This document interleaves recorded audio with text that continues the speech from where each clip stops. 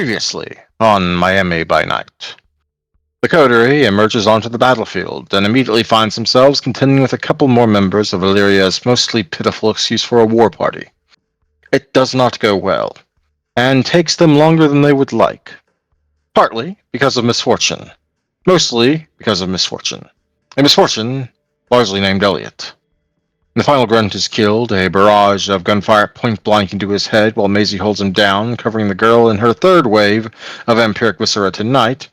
Percy finally loses it and frenzies, desperately rushing to kill Elliot. Some of the coterie attempt to slow him down or save the failure of a toreador. Artemis watches a particularly rare and fine example of a native barn owl, an oddity this far into the city. By the time Mercy comes down from his frenzy, he is wrapped in tentacles, and Elliot is nearly torpid. Mercy convinces them to let him go, and Artemis rejoins and enlightens Mercy as to how much shit he is in. So much that if figurative was literal, it'd be about the amount that the average Angus herd in Texas shits in a week. Maisie and Jack both suggest removing Elliot's memories, albeit both meaning entirely different things, as Jack pulls out an ice pick. Though he is no longer frenzied, Percy can't bring himself to feel sorry for the Toreador so much as some self-hate for his own lack of control. Artemis tries to settle things, suggesting who among us did not desire to rip this man's head and shit down the windpipe. While the others talk, Jack just takes out his gun and shoots the Primogen candidate in the back of the head, torturing him.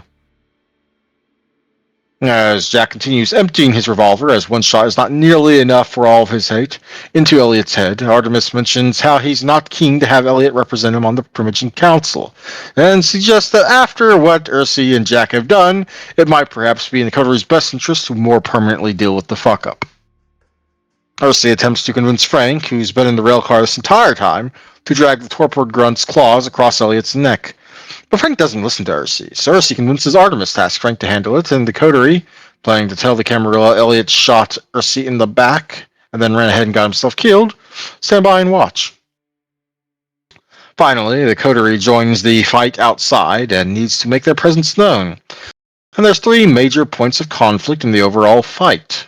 Aiding any one of them would suffice, assuming the battle lasts long enough.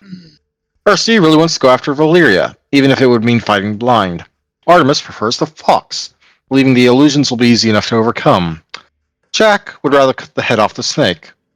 The decision is made for them, however, when they spend far too long talking casually like they are in Elysium, while in the middle of an active battle, which they are reminded of when a little bottle of alcohol with a flaming cloth is tossed in their direction.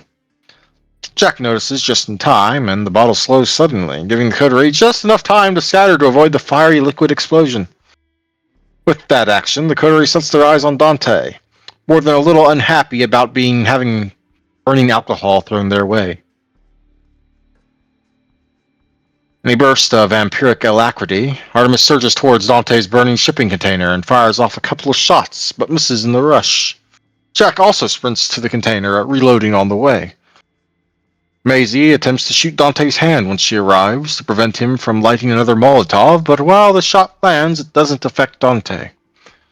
Artemis's headshot fares similarly. Jack's shotgun blast is similarly absorbed against Dante's undead hide, which is remarkably fearsome.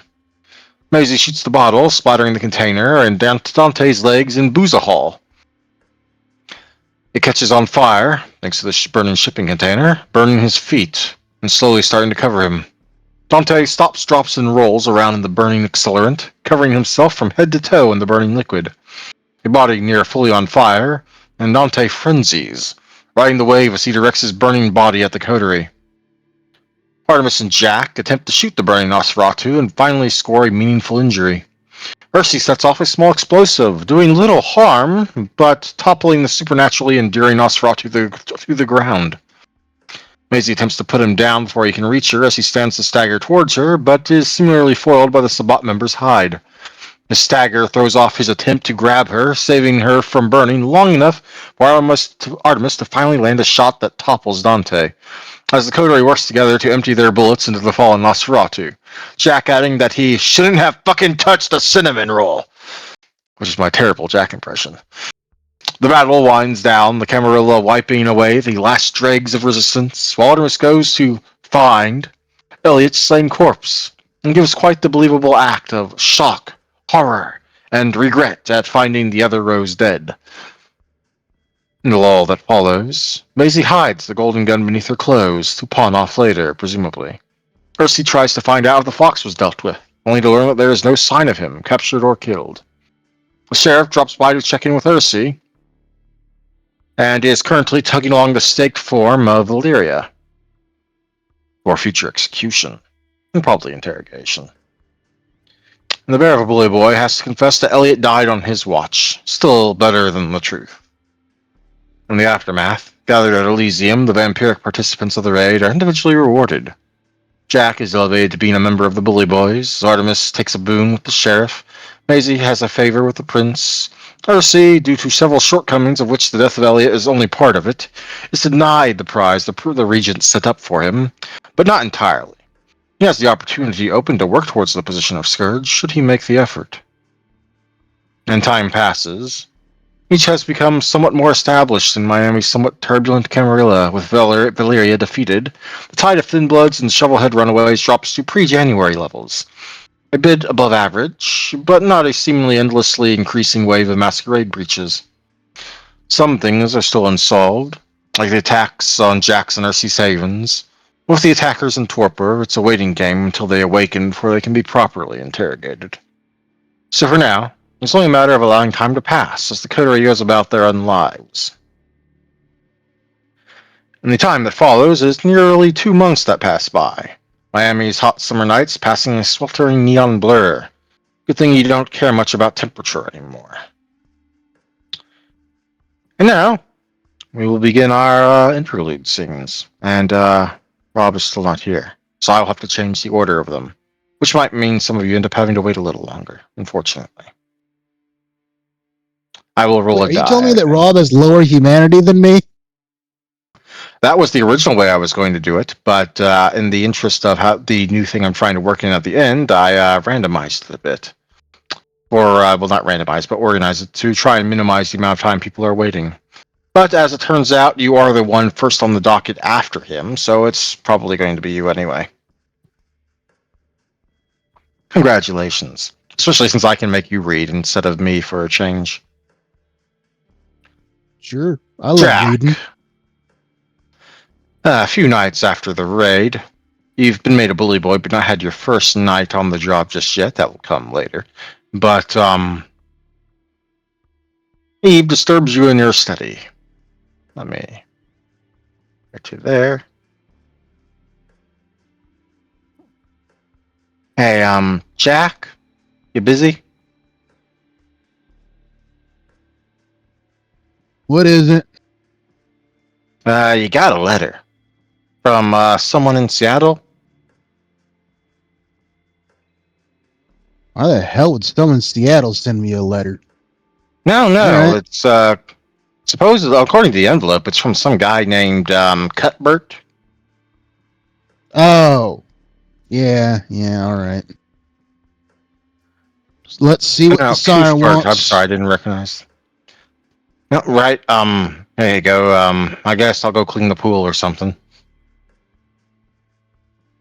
Yeah, okay. Did you do some dusting today? I feel like you haven't dusted in a while. Fucking shit, how did you tell that? I thought I was covering that up good. When I get in, like, the main hallway and shit. Yeah, well, when you brood, you gotta walk around the whole house. Also, Jack just happens to have some incredibly supernatural senses. I mean, that too. In any case, here is something for you to read aloud for everyone. Which is smaller than these things normally are when I make players read things, but oh well.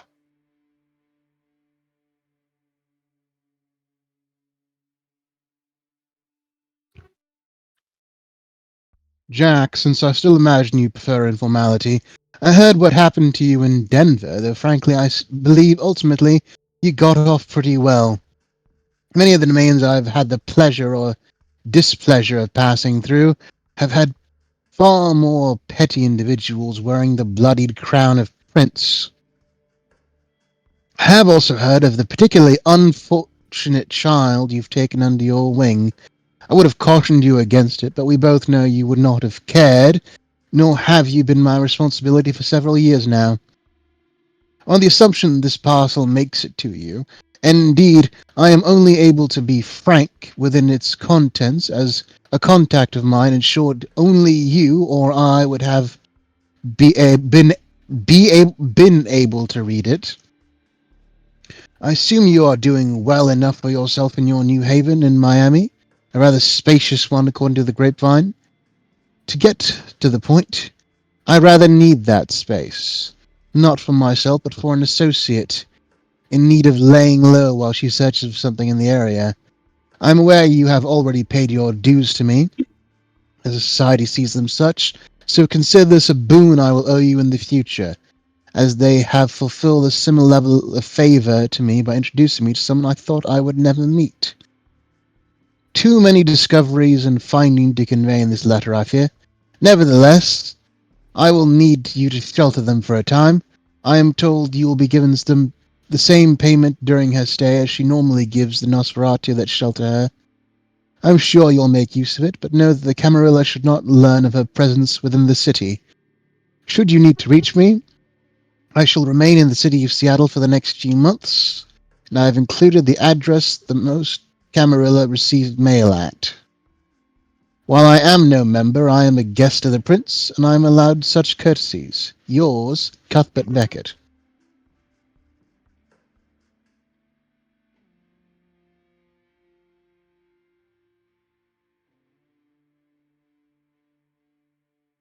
Well, fuck all kinds of duck.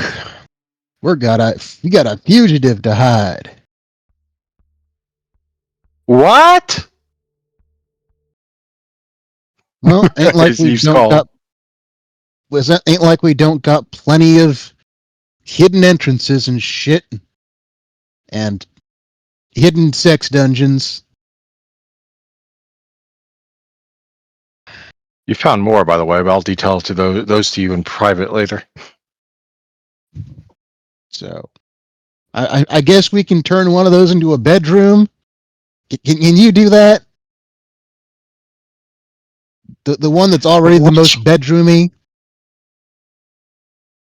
I don't want to go in that room. Uh, Fine, I'll fine. get a Um, subscription to Bravo so you can watch that telenovela you wanted to watch. I can I at least burn it after I get it all outside? You know what? Find a nice private room to burn it in so that we don't get the neighbors complaining, and sure.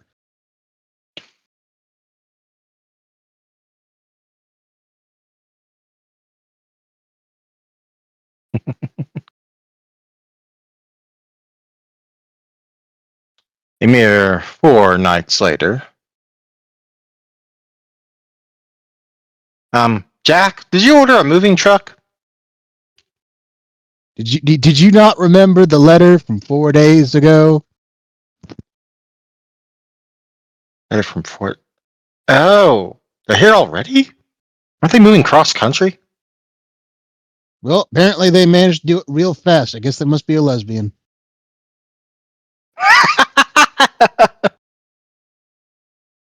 Hmm.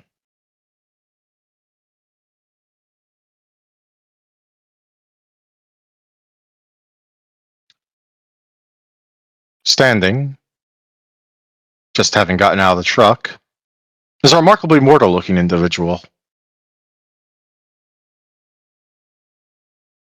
Currently in the business of unloading several crates and other things from the back of the U-Haul. I will help out. Oh, hmm. Are you Hellbrook? Or is it Hellbrum? Helbram, Jack Helbram. Oh, good. Sorry, I'm just using the skin suit at the moment because, well, I had to drive us here somewhere. Oh, somehow. And my ick meter is already off the charts. Fantastic. Well, don't worry about any security concerns. I will wipe his memory afterwards, so we don't have to worry about that. Is there Do a not help room? him.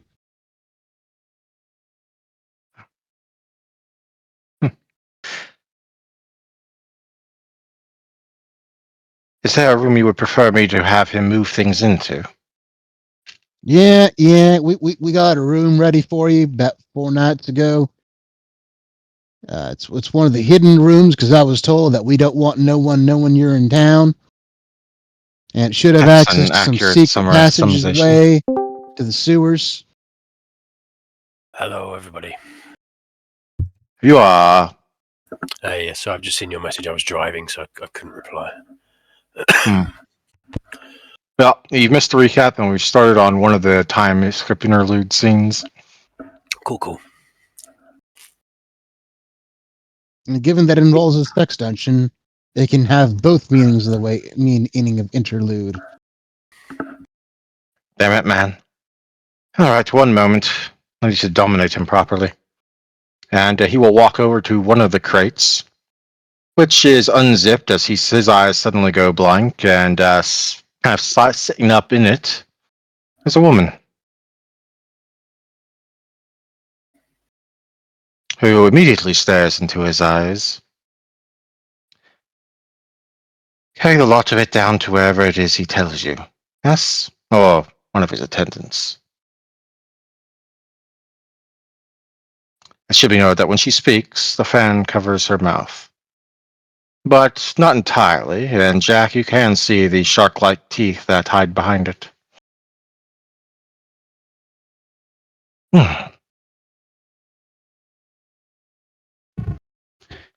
So that would make you Kurt's child, then?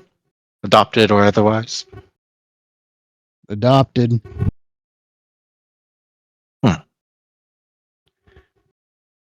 Yeah. Either way, shall we take this inside? I assume your ghoul can show him where to put things. Yep.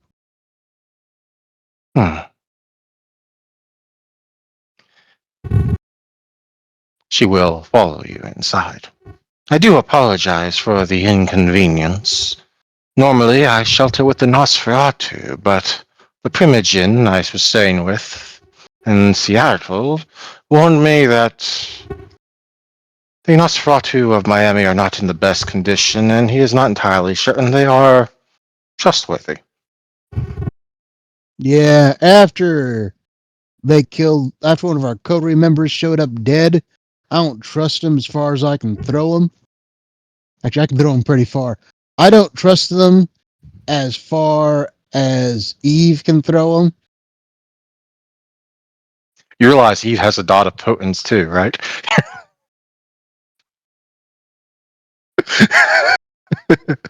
I don't trust him as far as Anastasia can throw them. There we go. We got there eventually. Now, good to know. Normally I would present you with all of the letters of recommendation of everywhere I've stayed at over the last nearly 6 centuries now, but you are not a Nosferatu, so I doubt you would appreciate the names involved. I mean, I met that one Nosferatu guy from Los Angeles, and that guy from Seattle. I think his name was Tolly or something.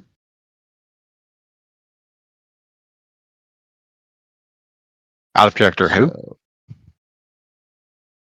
Apparently, the according to Bloodlines 2, the guy in My Seattle's cast name of is Tolly. Seattle was before that, and I made all my own characters for it. Okay. I apologize.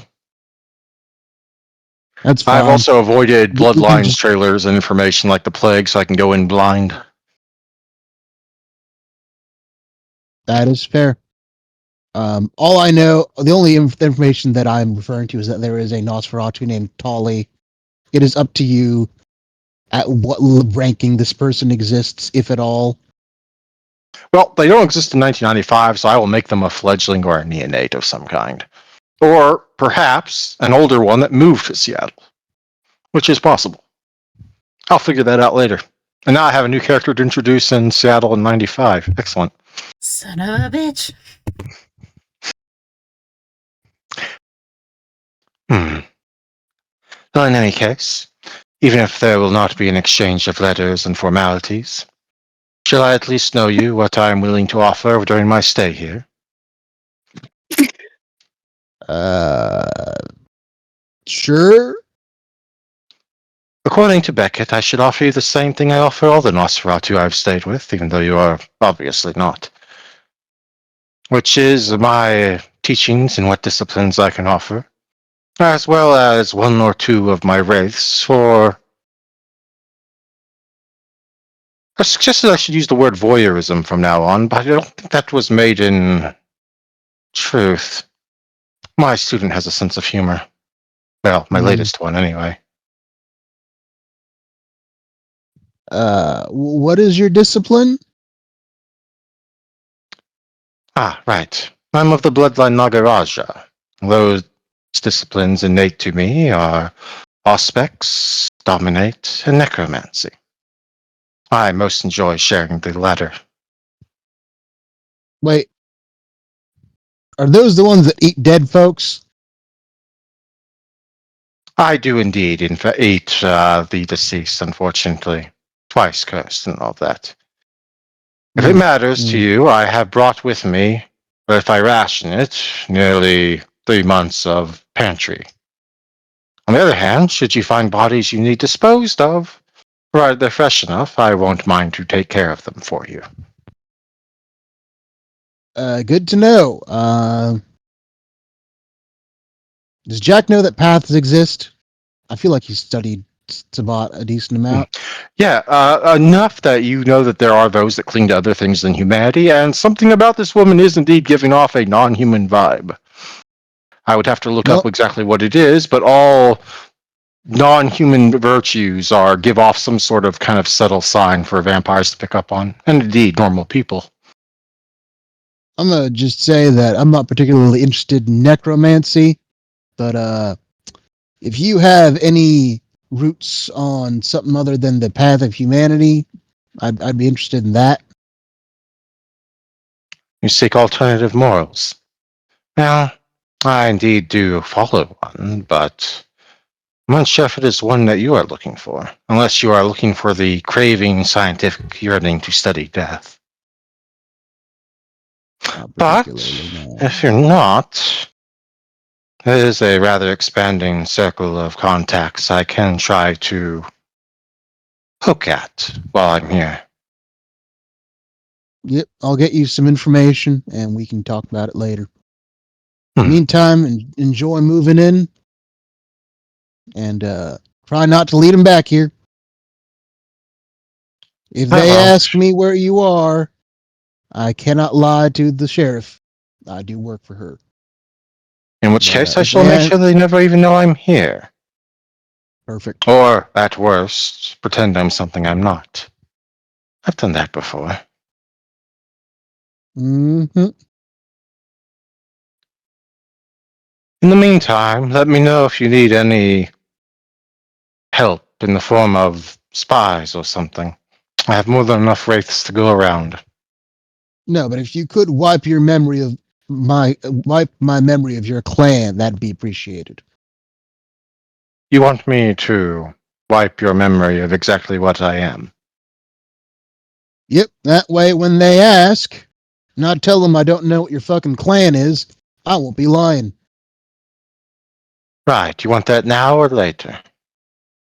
Soon as possible would be nice.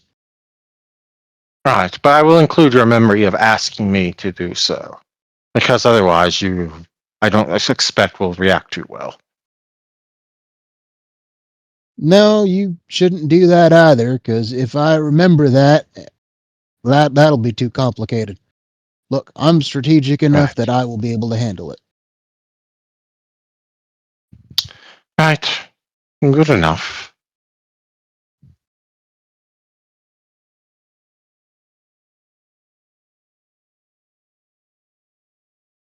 Keep in mind that as this is in the first week after the raid, 3 months means she'll only have about a month left by the time we pick back up. In terms of pantry, as she calls it. Mm-hmm.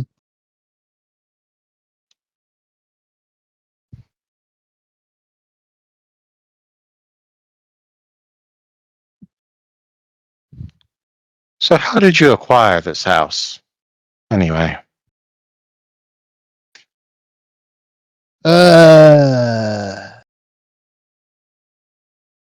Well, I found a fishy looking milk. So I told them that he was bad news. They said he was not. I investigated him anyway. Turns out he was in fact bad news. They gave me his house. And as a convenient excuse, got you out of their city. Yep. Totally unrelated. I'm beginning to think that many princes inside this continent are rather softer than those back home. Yeah, ash covered in Palooza everywhere you go.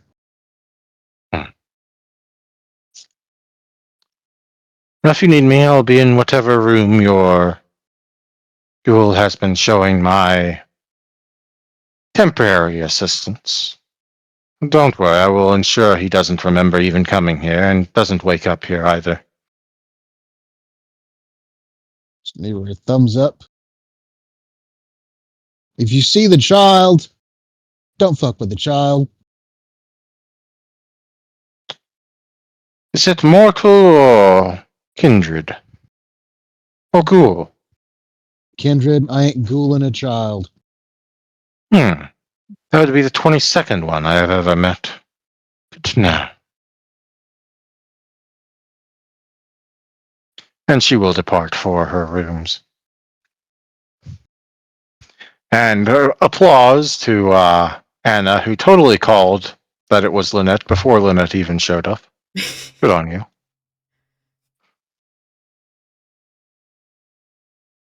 She is an NPC in the Seattle game. Mm-hmm. And Rob might remember her from Snake's game a long time ago, it feels like. Yes, I do, yeah. In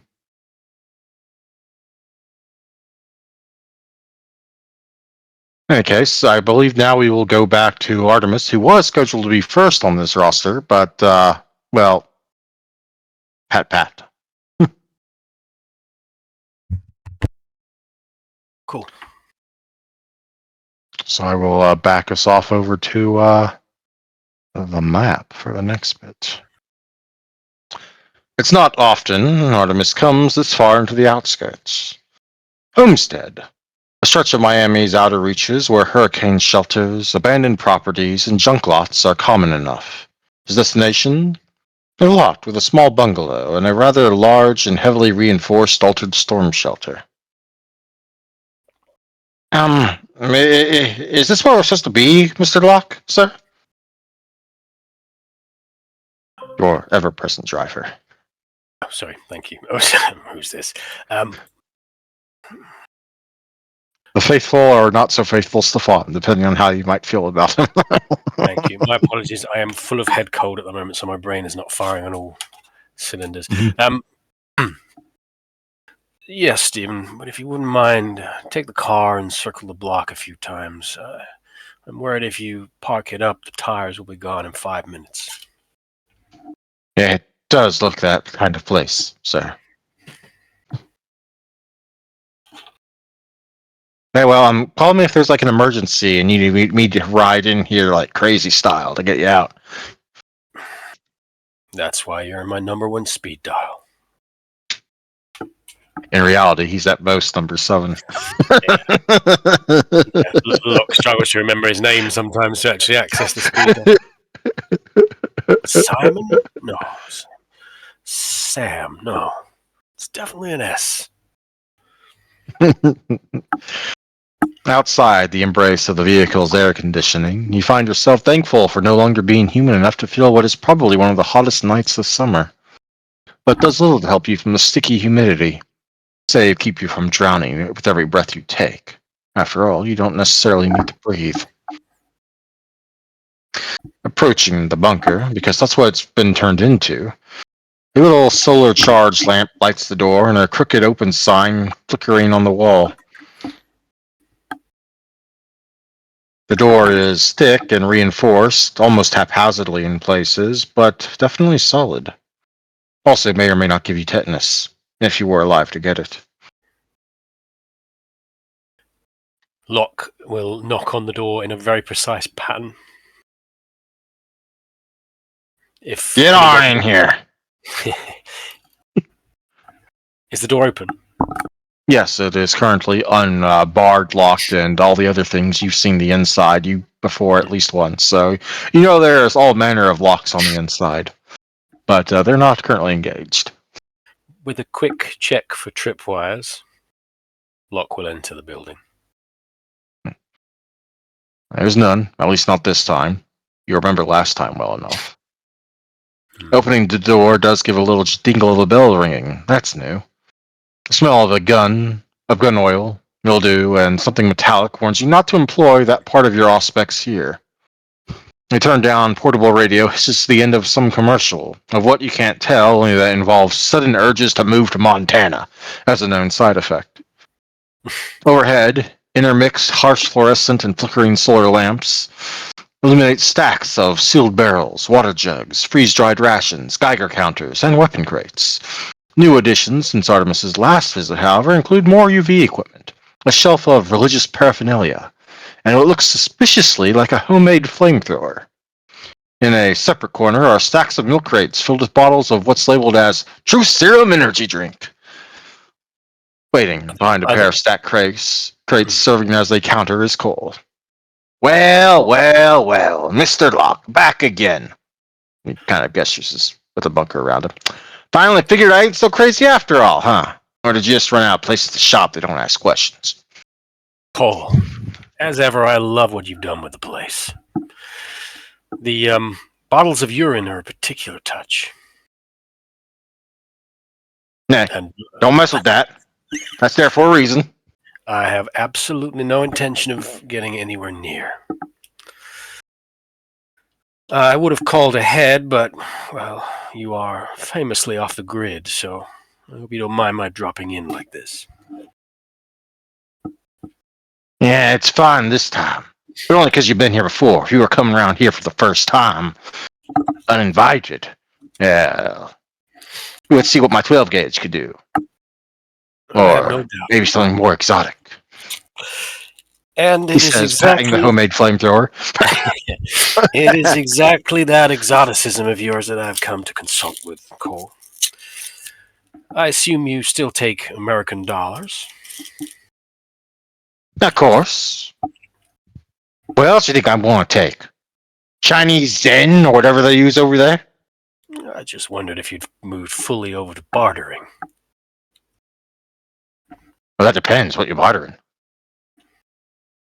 American dollars. Damn it, don't get my hopes up like that. I thought you were going to waltz in here in that out-of-place silk suit of yours about to offer me, I don't know, 50 cal of some kind. I think you already have at least 5 of those I can see from where I'm standing. 6! But, more's always better. A man only has so many hands, Cole. Yeah, and things break down. You need backups. Especially after everything goes kaput. Y2K is only a bit around the corner, and even if that doesn't fuck us, well, all sorts of other things piling up. For all we know, the government leaders are going to turn out to be lizard people trying to eat all of us.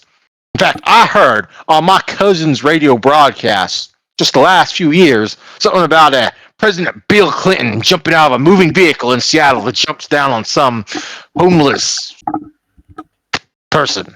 I don't know. Apparently, he attacked him like a lion on the plains of the Serengeti. Locke makes a mental note to check to see if President Clinton has been turned. That was like 4 years ago, but it was a sign. Is that a real thing? I mean, a real That conspiracy. happened in my Seattle game. in Okay. '95.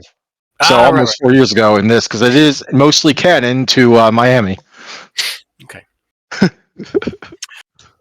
Oh, I won't waste any of your very valuable time. I'm here to make a purchase or purchases of some special equipment.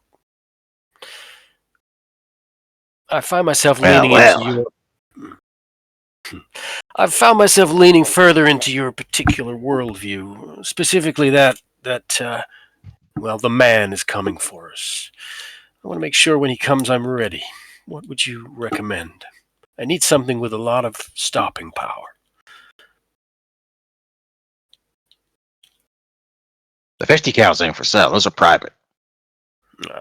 I wouldn't dream of taking away your phallic symbolism. No, I need something a little smaller, more concealable, but packs a hefty punch.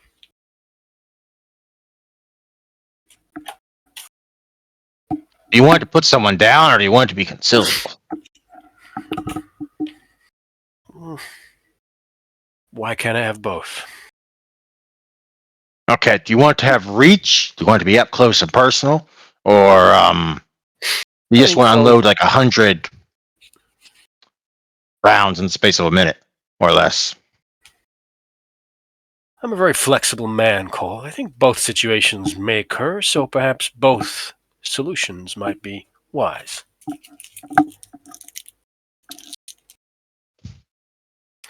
I'm thinking something along the lines of a shotgun with dragon's breath for the close thing. Mm-hmm. Okay. So for up close. Locke spent a lot of time a couple of weeks ago pumping endless bullets into vampires and nothing happened. Okay. So for up close, we got this standard Desert Eagle, 50 cal variant. Locke takes it. That's a revolver, is it, or is it an automatic? It's a semi-automatic. Okay, so The Desert Eagle's a semi-automatic. he'll do the slidey thing and check the magazine and all that stuff that gun people do because he spent some I time. got a gold-plated one if you want. I have a feeling Someone there might pawned be it to my friend the other night, and I picked it up. And because no way am I passing that up. I think that's much more suited to a man with your particular pedigree, Cole. And may it bring you all the luck of its previous owner. Yeah, all right. Well, I suppose we got the shotguns. Do you want something that looks reasonably legal, or do you want don't care about that and just want something that'll put someone down and put a bunch of people down in a hurry? Maybe a bunch of killbots, maybe some zombies, maybe Y2K internet demons manifested. Let's go with the latter. I'm not too bothered about legality. Right. So like an AA-12 then? I got 2 of these. I can spare one. Pretend I don't know what that is and explain it to me. That's me talking as well as a lot.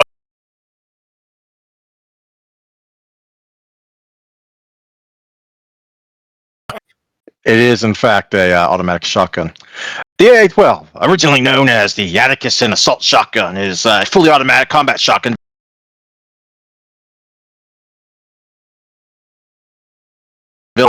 Good. Although Atticus's initial development only produced a few prototypes, the rights were then sold to some fuckstick from the military-industrial complex, and in 1987, a little over 10 years ago, and then they just produced a whole shit ton of them. But you can get them in a 20 round mags like this one here. And he hands you one with a said 20 round magazine. Not actually loaded though, because he's not that crazy. He doesn't trust you that much. But here's a picture. Nice. It looks incredibly functional and boring. That's exactly what Locke wants. Okay, what kind of rounds you want this? Buckshot, something special? Talk to me about your specials. Well, right now I just got 2 of them. I had 3, but the third one didn't test out too well. I'm back to the drawing board on that one. It's right here.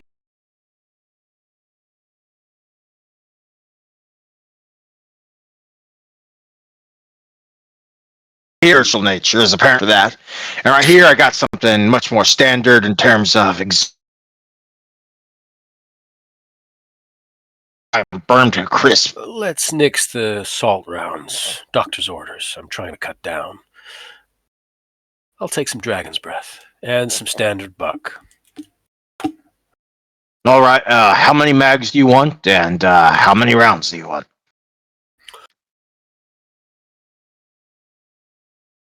I'll take whatever you have.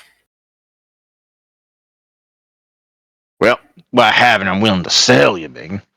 Fine. Okay, I'll give you the gun. Give you the mag that's currently in it. It's not loaded, by the way. I mean, I'm not that dumb. And I'll give you... let me see. I got that many. Okay, you can have 2 more mags to go with it. And I'll give you 60 buckshot. And, well, I suppose I can spare that much. You're kind of a friend. I'll give you 20 dragon's breath. That's from my private stash, mind you. You're a shrewd businessman. I appreciate that. 20 rounds it is.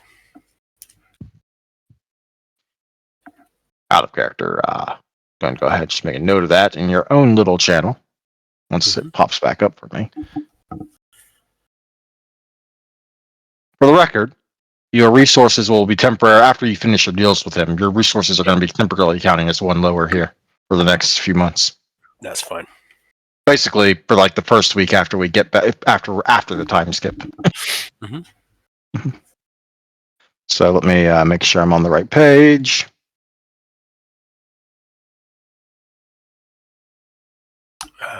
We'll also take the Desert Eagle. Right. I don't know what the mags on those are off the top of my head, so I'll get to that later, but you'll get basically the same thing, 3 mags like he's giving you for the AA-12. Mm-hmm. And enough basic ammunition to fill up those mags. Should I be able to go into a regular gun store and just buy the normal... You can buy ammo much easier than buying guns because they don't do the background check for that. Yep. I mean, like, obviously you need the gun to fire the ammo, so, I mean, yeah, background checks for the guns, not for the ammo. Not if you've played Fallout 4. I'll be making one from pipes and bits of wood. Cool. Okay. Sorry, I just wanted to go ahead and put that down before I forgot about it. All right. That's the pistol. That's shotgun. Anything else I can get you interested in? Some true serum energy drink? That stuff will clear you out of everything the government puts in the water. I'm trying to watch my figure.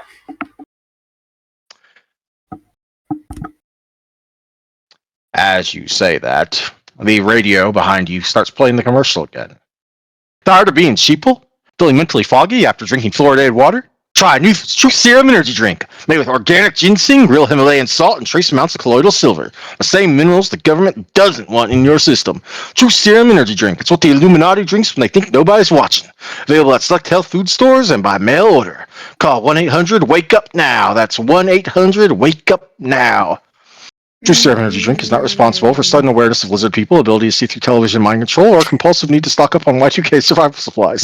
Side effects may include heightened paranoia, sudden urges to move to Montana, and inexplicable knowledge of government black site locations. I'm good, thanks.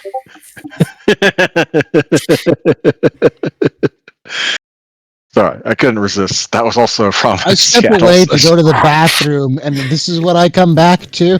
Yup. It's happening again. That radio broadcast was seriously the best thing I ever did in Seattle. Or that's the second best. Hey, case. All right. You man enough to carry all this out by yourself, or am I going to need to help you with it? I think I can manage. Besides, I have a man outside in a car. Don't worry. He's not a government man, is he? He's not really even much of a man. Are you being watched by the government? I'll get out there. I'll help you bury him if you need to. For a price. An enticing offer, and I may take you up on it at a later date. But for now, no, thank you, Cole. I'm fine. All right. Well, check back regularly. I always get new stuff in. I'll be sure to do so. Now I'm going to go back to trying to get that T-72. Is that a tank? It is a tank, yeah, but you can buy them from like the Czech Republic, and they'll ship them in. But if you do it the legal way, they make it not a weapon anymore. But if you know the right people, you can have them ship all the weapon parts and have it reassembled separately. Well, I wish you all the luck in the world.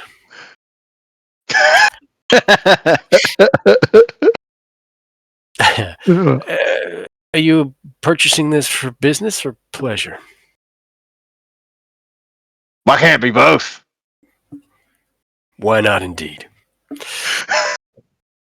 Thank you, Cole. It's been an education as always. I will return to my vehicle with my purchased goods. Right. All right. Goodie bag. There you go.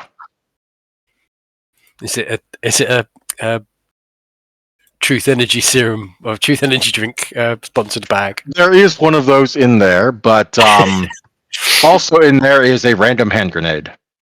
Ah, a free gift. How delightful. Thank you.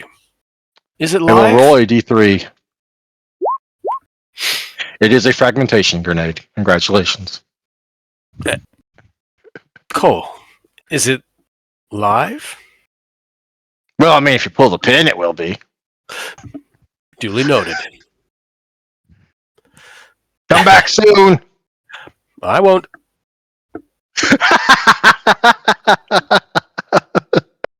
Oh. I'll put Cole on my sheet as a contact. Mm-hmm. One of your 3, I believe. Yeah.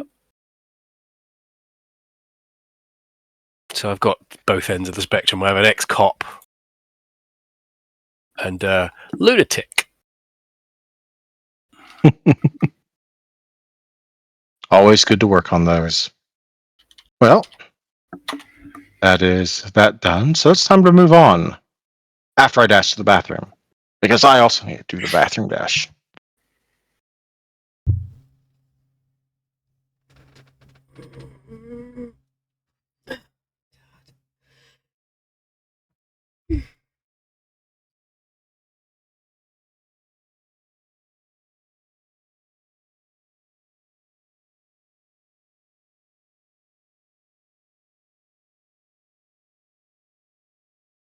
You are a bear Pokemon. Maisie, what Pokemon did we agree you were again? The fire bunny rabbit. Hey, he's back. He has the fire Oh, bunny never rabbit. mind.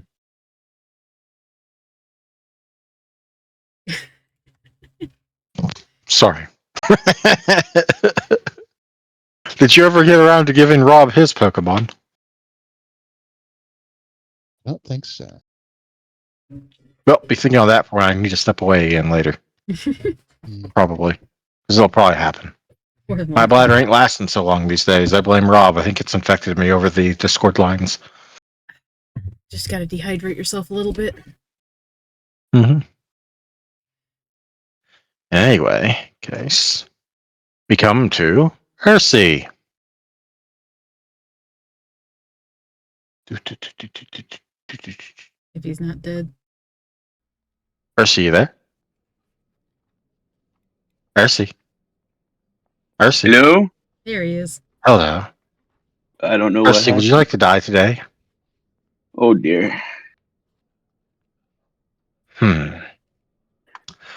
It is the very night after the raid, or the pest extermination, according to Nora. And Hersey, you find yourself entering the halls of the Chantry, summoned for a meeting with the Regent.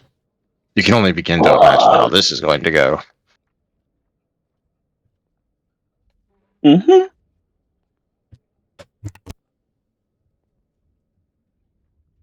Yep. Oh boy. How is Hersey feeling?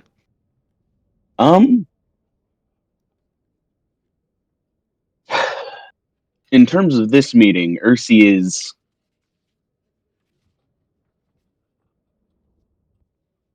nervous because he definitely failed the Regent. But the reasons as to why he failed, he is in that, just like as he thought on the night of, it's that thing of like, it was an unfortunate thing that happened, but he can't believably say he regrets it. He only regrets that he failed the Regent, not the actual action that caused the failure. Oh, you're attributing your failure to any one action? I wonder what that could More. be. Yeah, I want. Now, who knows? It wasn't like you were entrusted to babysit a freaking incompetent candidate for a primogen. No. Yep. Yep. Yeah, wouldn't know about it. What? No. But eventually, even as you drag your feet, you find yourself outside the primogen's office, your regent's office. Mhm. He's kind of gotten himself tidied up a bit from the It night is the next before. night. You've definitely had time, yeah. Yeah, but specifically because he's meeting the region again, he makes sure he is tidy. Even if he is dragging his feet, he's still 15 minutes early. And he is waiting, not quite at an attention, but like silent and waiting politely. From inside the office. Bessie, you are late. Get in here. Apologies, my regent. And Ursi will go inside the door, almost bang his head on the door frame, and then will lean under the door frame and kind of clamber into the room as he has to do every time he comes into this office. Bessie, why are you late? Common sense. I'm. You are not late. You are 10 to 15 minutes early. My apologies, Regent. I must have gotten the wrong. I must have misunderstood the time you wished to see me. That is my failing. Apologies. Or maybe I just wanted you to be late. If you're never thing to chew your ass out about. Figuratively, not literally. Keep the thing away from me. Earthy does not visibly show any response to that, but inside he stifles a chuckle.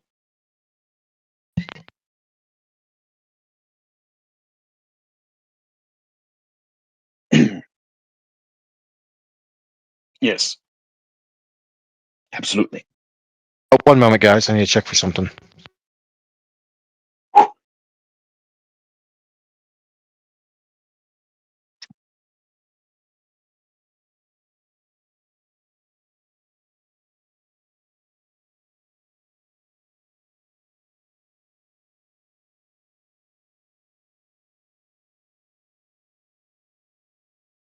So did he leave again? Kind of, but not really. All right, Artemis. Okay, I'm back. You. Oh, Aw. never mind. Sorry, someone was looking for something that I was keeping care of, and I had to find it for them. And the cat knocked it off where it was, and I had to go looking for it. Right, where was I? Right. Bessie, how? You're always so very competent. So why is the primogen candidate for the Toreador dead on your watch? When he even just remembering Elliot, even though he tries to withhold the reaction, I think the regent can visibly see he bristles at the name. Sorry, just at the mention of him, not even the name of Elliot. Apologies, my regent. That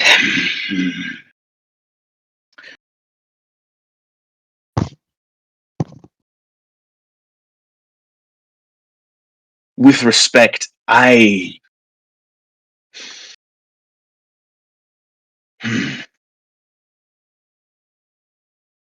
do not have an excuse. I can merely tell you what happened, which was the regent, my regent, that the Primogen Council candidates, um, how do I put this? Was so incompetent to the point of hindering the active raid to such a degree it baffles me. He shot me quite literally in the back, and then still managed to get himself killed, despite explicit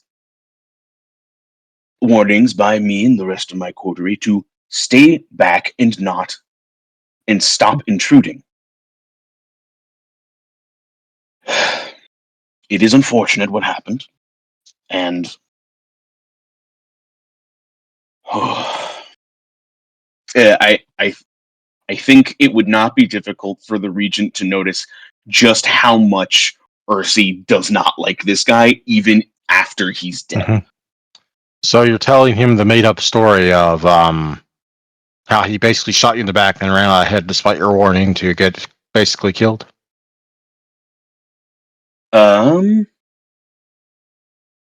Trying to think real quick. Ursi will. He's leading with that, but I think he's going to continue. Okay, continue. That, my regent, is the not wholly inaccurate story that has been expressed to the community currently.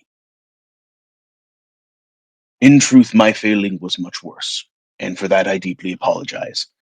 You are my regent, and so I will not withhold any information.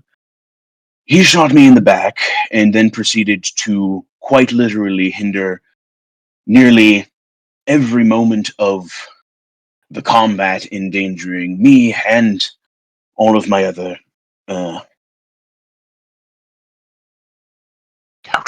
associate coterie at the raid, literally getting in the way of nearly all of our means in attempting to deal with the Sabbat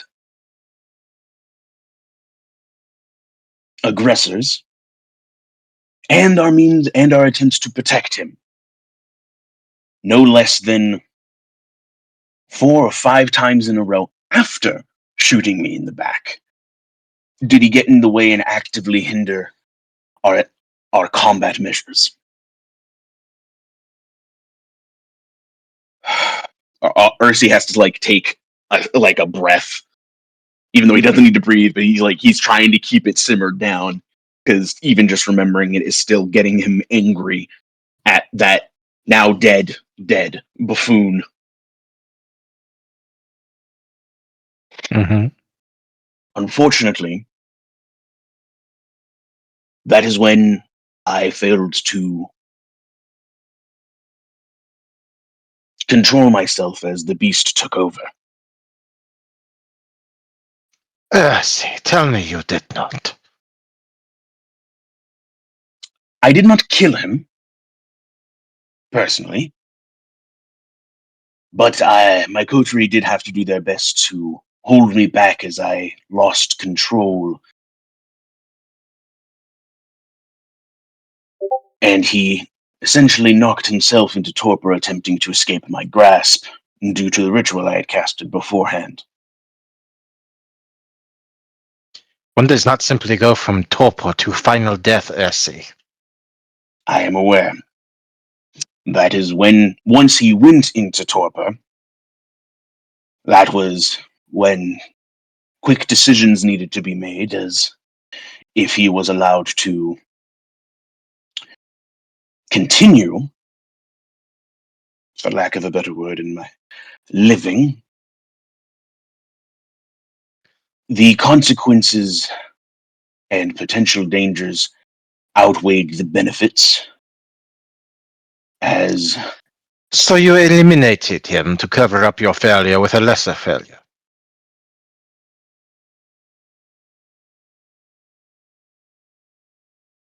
though I was not the one to deal the final blow, yes, and his head was removed from his body by the claws of a Sabbat member. Now, granted, that member was not alive anymore. Technically, they were torpid. While technically that member was not conscious at the time, I can, with I am, we were able to do enough to be able to say that he was killed, technically, by a Sabbat member. Essie, Even if who knows this? Who knows this? me and my coterie, and that is it. It is actually thanks primarily to one of the members of my coterie that we were able to pass that off as convincingly as we were. You realize that every single one of them now has the blackmail on you. Yes.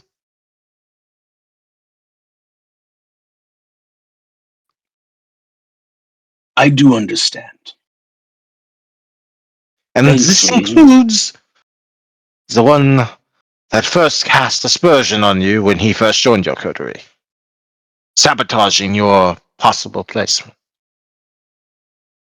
yes, actually, funnily enough, he was one of the ones that has the least grip on that blackmail, as he was the one that actually initiated the proceedings towards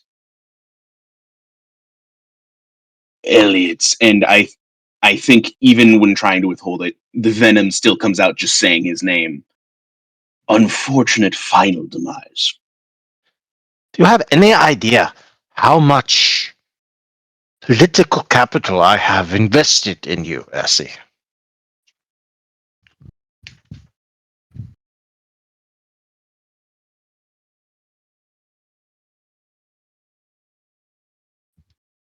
I deeply apologize for failing you, my regent.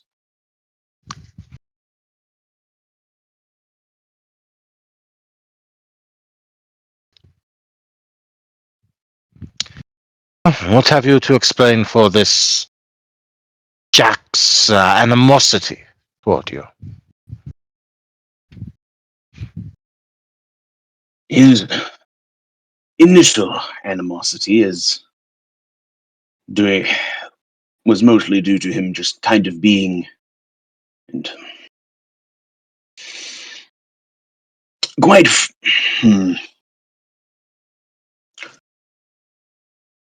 My regent, do I have permission to be frank, as I feel I am failing to find the polite words to describe this? You may, until such a time as I decide otherwise. Thank you. Frankly speaking,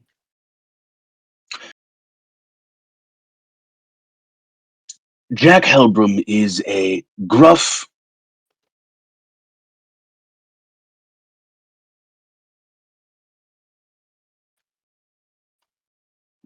unkempt, unruly asshole who, when first joining the coterie, was absolutely looking out for himself and only himself, which is understandable within most kindred society. However, as time proceeded and we continued our investigations, his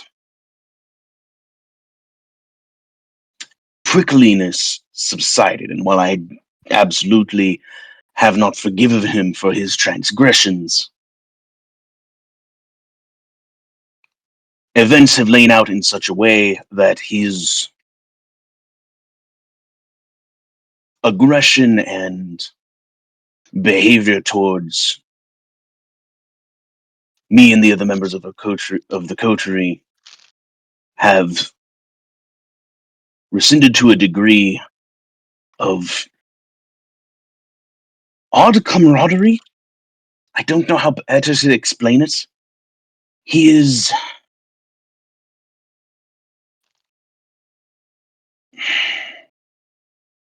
he is like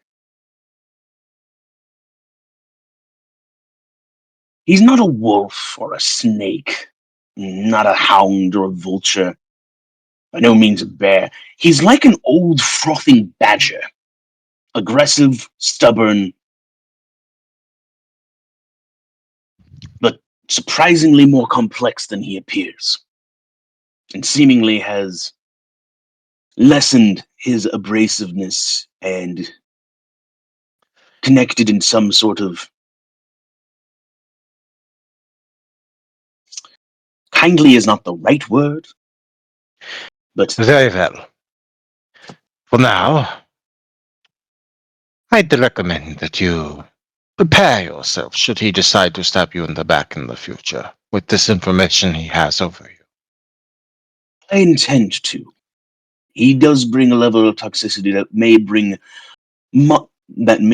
many to call him a viper. But I don't. Well, I will absolutely be taking the proper precautions and extra care in future proceedings. In my experience with him so far, unless he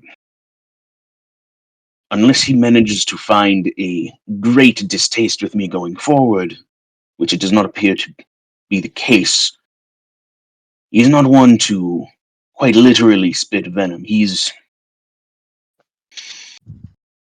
as I said, old frothing badger.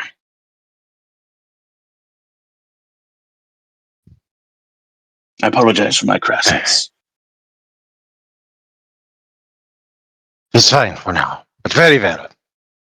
Leave me, so that I might ponder how I might fix your, to be frank, failures. Of course. Once again, my apologies. Make sure to see Heinrich on your way out. The man is expecting the return of whatever is left from your requisitions. Of course.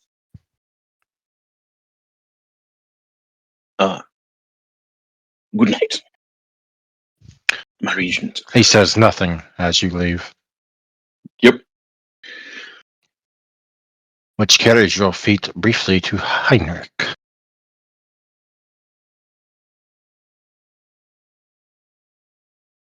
As Earthy has definitely had all of the stuff that he requisitioned. Uh, Including 3 very damaged sets of armor, as I recall. yep. Uh, like all like neatly put into a large box.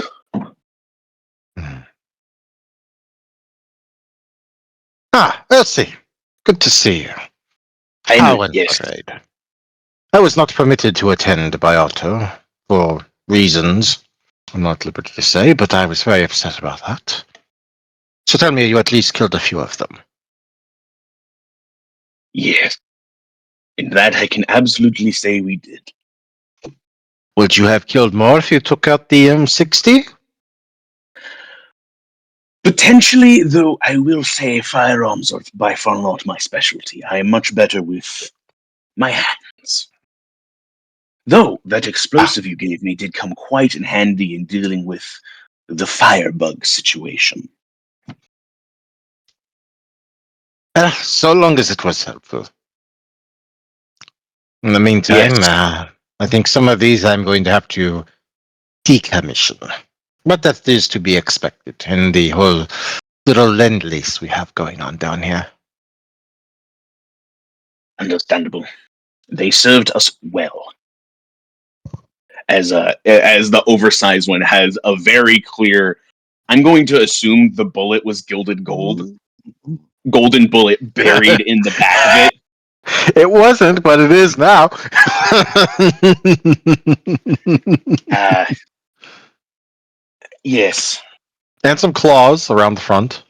Mm-hmm. He sees as he hands over the large one, because it's at the bottom of the box. It was so big. Mhm. He like as he's passing it over, he sees the golden bullet, and he's just like, yeah. As he Let's sees the see. golden Who was bullet, shooting at you with gold? the buffoon that got himself killed. Very well. Otto was upset with you. Yes, my failure to protect Elliot was my own, and for that I am ashamed. I can't say I miss him, as he did. Points at, like, gestures towards the bullet. Quite literally shoot me in the back in the middle of active combat with the Sabbat. But it is never good to fail the Regent, and it is never a good feeling to fail the Chantry.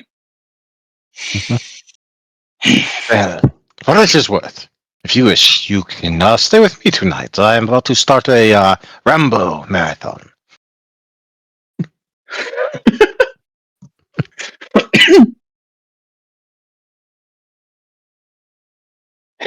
You know, I forget, is this night the new moon where I started No, the. that's nearly a month from now because you won't be able to use June's new moon.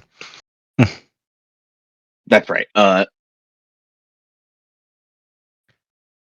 You will note, now that you are thinking of it, over there behind him where the M60 is hung up on the wall, there is in fact a signature on that gun. Oh, It's hard to make out, but you think it's Sylvester Stallone. you know, after the events that have happened over the past week, I think I will take you up on that. Wonderful. And with that, we will fade to the next scene, which will be the last of these normal scenes before I go to my new style of scene for time skips, which is sorry, what was that deal? I'm not gonna lie, I'm kind of excited about that. The one where there is where like there's cameos by another coterie member in them. Yep. Yep. I think it will work out well, and I am hoping for some positive feedback on it after this session, because if it goes well, I will implement it as my standard for time skips going forward, both in this game and in Seattle. I don't know. yeah. It might be a little bit too Asian for that. What? Well, I will un-Asian you. I will bleach you so you're white. Jesus fuck, man! Oh my god! No! What the fuck, man? I don't know if I'm not caffeinated enough or too caffeinated to Oh, understand. My brain is. I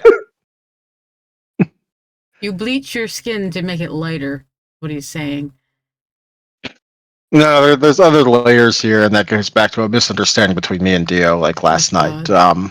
Which is partly because he's Asian, apparently, and misunderstanding. Look, the Asian style of providing critiques to something is if something is good, you say nothing because it's good. Why do you need to comment on something that doesn't need changing? If something is bad, you mention that it's bad. Yes, the good old. If you did well, who cares? If you did bad, you're gonna get an earful. Yeah, pretty much. Mm-hmm. In any case, we are at Maisie's scene. Maisie, Mm-hmm. one moment. Doot, doot, doot, doot, doot. Oh, in an alley. It's, by the way, I should announce that these scenes are not at all in chronological order. Early in Why would you August, do this to me? Early in August, after a particularly unbearable meeting with your sire, causing you to step out into the rain. More than a little disgruntled, your feelings only worsen when you get a call from Heather. You fed her only yesterday. She shouldn't be bothering you now.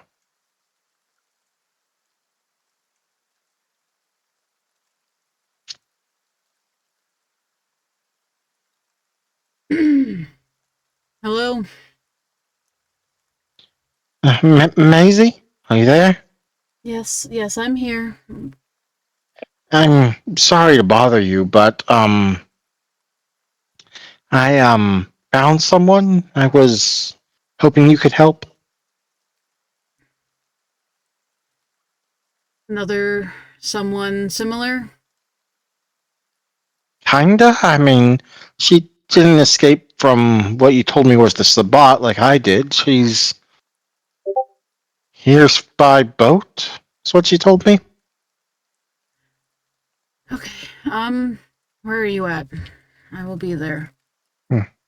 The third place, the one on Hills. Okay. I will be there momentarily. Don't leave. And Okay. And Maisie will hang up. Oh my god. Anything else want to happen tonight? Never say that. Alas. Never ever say that. Alas, the skies do not yet answer such a plea. Not yet. Ugh.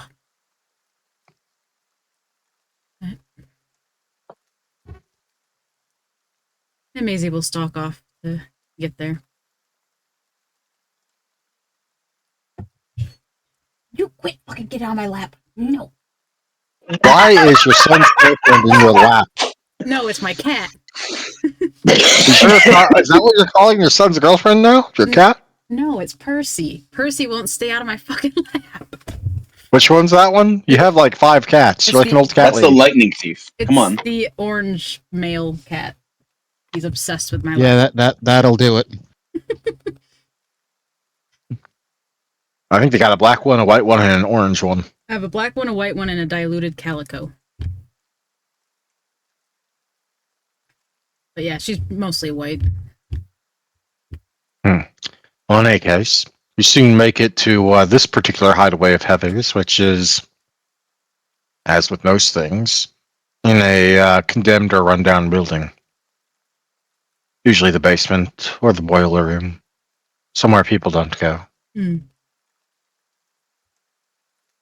Maisie, Somewhere the sun doesn't shine.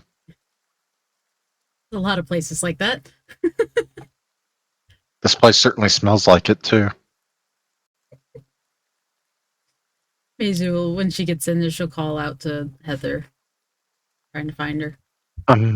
Over here. Okay, Heather. Who did you find? She will lead you into the room, and there on the mattress Heather normally uses to day sleep on, you find someone new.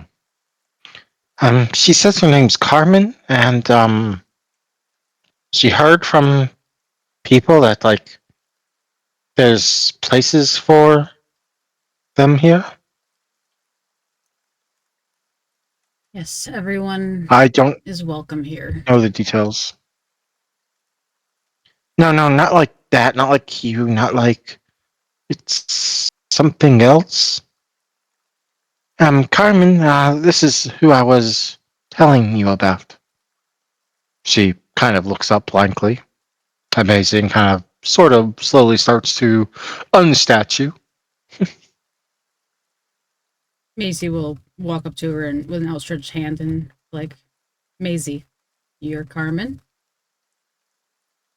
Yeah, I came in on a boat after, and think he said his name was Keith, but I've never met him. But till then, but he said that there was someone that could use us here in Miami, and that we'd find a home that we could be useful in, and well, not be hunted out of the city. But when we got here, there was just the people waiting for everyone that came, and I don't think. I think most of them went with him willingly, but I didn't like the look of him. He was hideous, so I ran. They tried to grab me, so I ran faster. I've always been fast ever since I became like this. Well,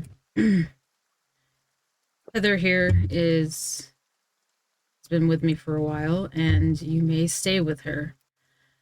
And I will, to my best of my ability, try and help you find a place that's safe. The ugly ones are called Nosferatu, right? I wouldn't call that to them ugly to their face, but yes, they are the Nosferatu. Well, I mean, he was the one taking people in. Well, if you can call being dragged away, taking in. Hmm.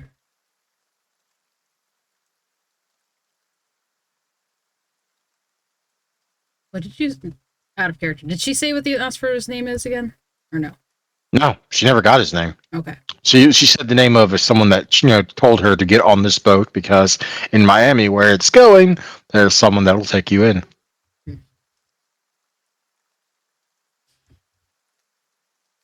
She's gonna file that away for a later conversation.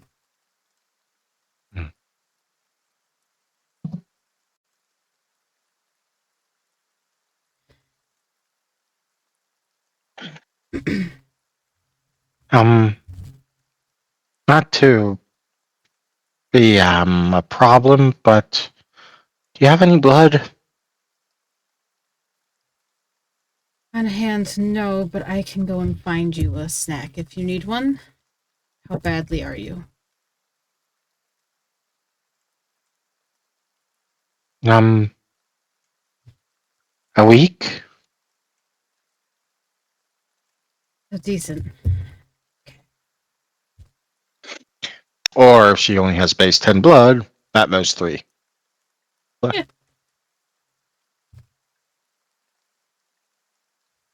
I can't always guarantee that it will be warm blood, but I can scrounge some things up from a local bank. I'm not picky. I've done bags and other things.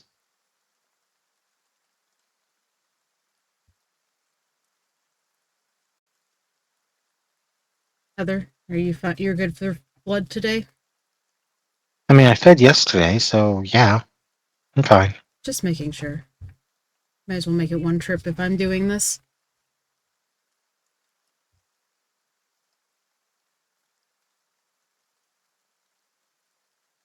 Maisie will... Out character, I won't make you roll for that, but I assume you do bring something back for them. Yep, she would. And Maisie will make sure that her number is jotted down and given to Carmen for future reference. Mm-hmm. Carmen doesn't have a phone. No, but there's payphones. She can figure it out. Good enough. So, common sense, you have absolutely learned something that could be a valuable bit of info from this interaction. Mm-hmm. The Nosferatu were there was a Nosferatu that was bringing in people. Mm-hmm. And calling them ugly, that does not narrow it down at all. No, it does not.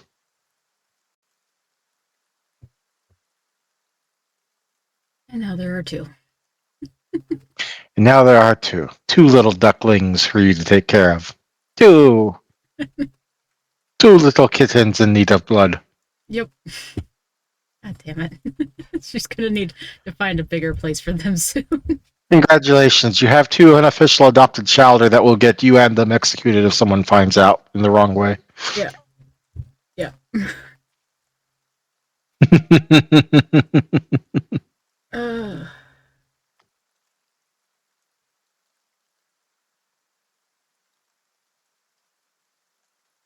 Yeah.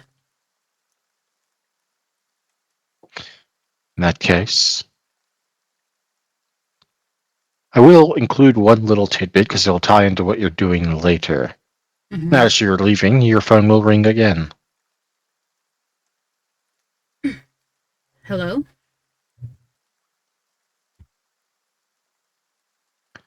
Maisie, darling! Ah, Jules. How can I help you tonight? I've told you so many times, call me Papa Jules, child. A trusty Papa Jules at your service. Okay, well, how can I help you tonight, Papa Jules? Oh, it's not about you helping me, it's about me helping you. You did so wonderful on that extermination run you did. Little pew pew on the Sabbat. Yes. I appreciate the Now, compliment. Papa Jules thought that maybe your behavior has been so good you deserved a reward. What kind of reward? Is it tied to I got you a something? gig, child, for Velburn. Oh, well, thank you. No favors or strings attached. Just wanted to clarify. You know. I've trained you well. Where is this gig at then?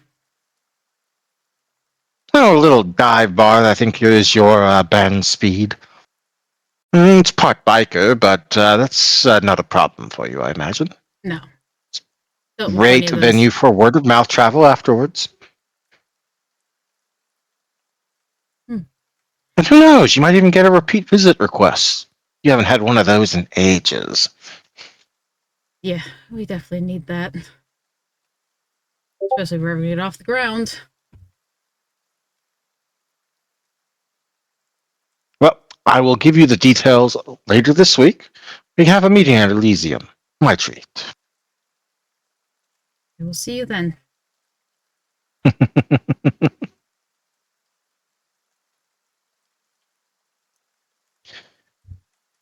And with that, we will bring our first half to a close and move on to the second half. Woo! Whoa! Finger snaps. I do not hear any finger snaps. I only heard the word finger snaps. I am disappointed in you. There you go. Finger snaps. I didn't hear anything. Better.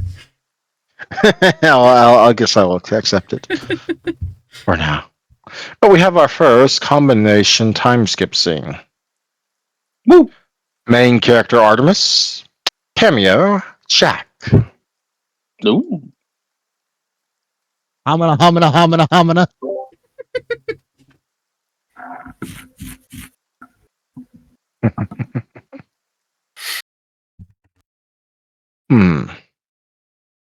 Let me, one moment. There we go. Artemis. A couple of weeks after the raid. Still in the month of June.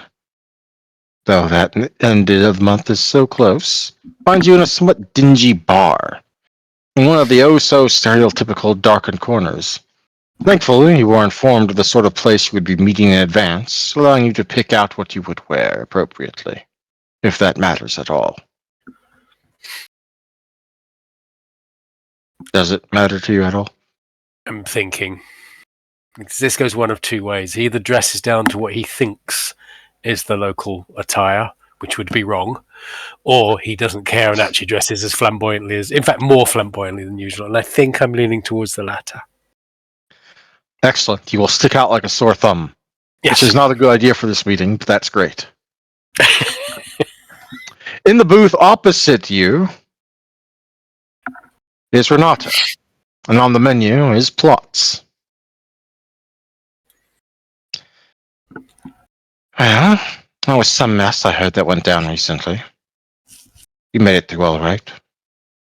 Yes, unfortunately, our Toreador candidate for the Primogen did not shower himself in glory. Although he did manage to shower himself in shit. Already setting up your opponents for downfalls. Well done. It'll make installing you as a Primogen later easier. A single eyebrow is raised, and then very quickly goes back down again, and Locke tries to remain unperturbed.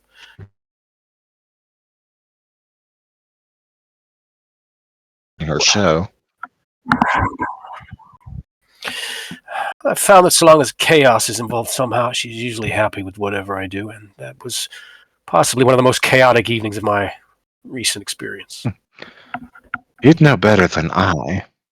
Still, I've done a little digging in regards to our mutual adversary's current endeavors. I'm sure you're already aware of most of it.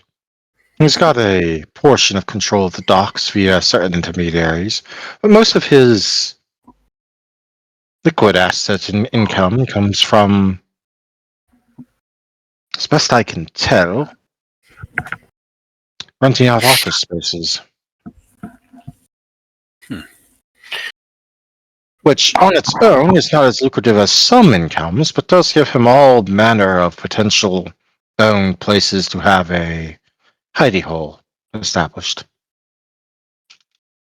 And you believe one of his particular hidey holes is in one of these offices?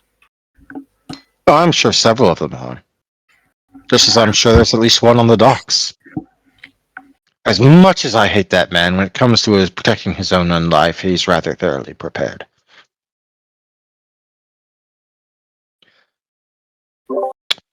All right, what do you propose? I propose that we try and iron out over the coming months which ones are more assuredly to be present, and perhaps find ways to undermine him in those areas, to cut off the number of ways he can retreat to, should something happen, and then arrange for something to happen at the remaining ones. Arson, perhaps. I see. So, close up as many rat holes as we can, and leave him with just the one or two, and then burn them to the ground. Which we can easily cover up as some sort of riot or gang-related activity, I'm sure. Excellent. And drive down property prices in the area to such a degree that investors will find useful investment opportunity. You and me both among them, I am sure. I like it. It has several outcomes I'm very pleased with. We'll need to work hard on ironing out where exactly those are, possibly monitoring him as he comes and goes, from Elysium, perhaps. Still, I will have to, and as she is saying that, we will cut outside to Jack. Jack. One of the police schools put in a note about seeing someone they believe to be kindred that they didn't recognize, as those schools have been put through a course learning most of the vampires in Miami in hopes of recognizing new faces. And while they have often helped locating any lingering unwanted sorts since you became a bully boy, sometimes it just doesn't play out. Like tonight. Some unrecognized woman, pale with all the little signs, at least those that they were able to observe, being potential kindred. You spent hours around this area, but never found her, and now you could do with a drink. Which in turn means finding someone drunk in a shitty enough place for you to easily manage it. We think you found the perfect place for that. I don't know how to say this without sounding like an asshole, but that is not what Jack would do. I'm sorry. Aw. You got drunk the one time, I thought. He's Was not it much of high? a drinker. Yeah, Darn. because he was having a PTSD thing. Right. Well, Like if he wants to rewind. go get drunk, he'll just go home and mix a little blood spritzer. Fair Is that enough. the My thing? apologies. Let us rewind that a little bit and say you are walking down and happen to get a glance through a smoky window and just maybe get a hunch to go in that there. I apologize.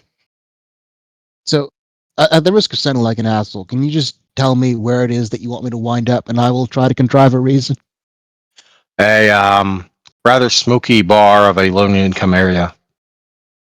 Albeit one that doesn't seem to have much traffic this time of night. Probably a failing business.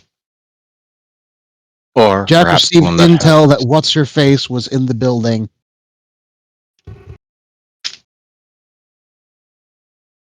Whose face? The one that I'm looking for?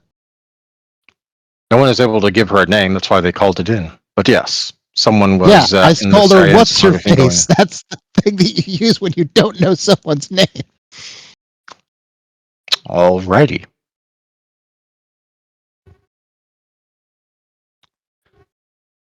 Artemis, I won't even make you roll to hear the door open, but would you check over your shoulder?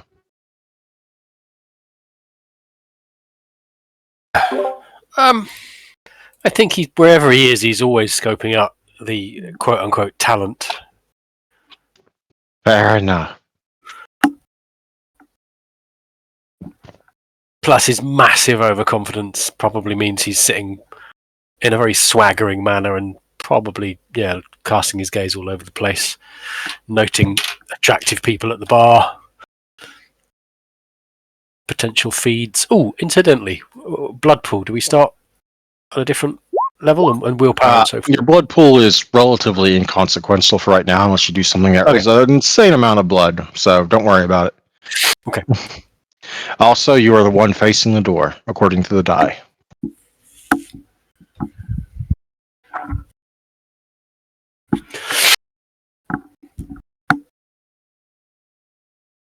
So I will have seen Jack enter.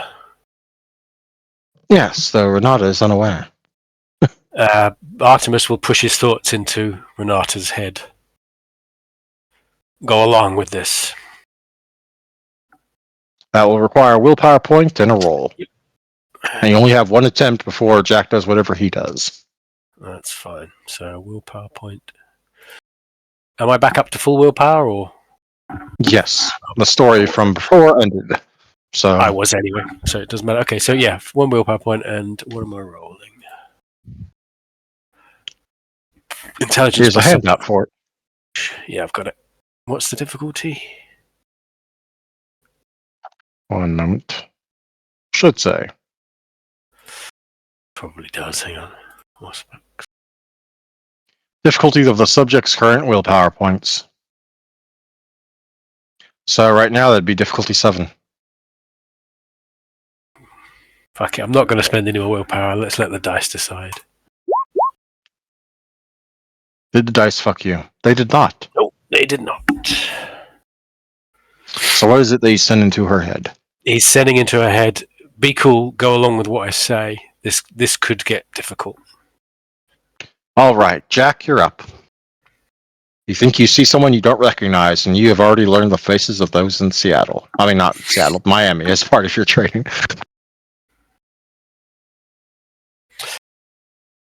As he sees him come through the door, he will try and catch. Artemis will try and catch Jack's eye and wave him over. Jack, come over, sit down, have a drink. I'm on the clock. Or don't. And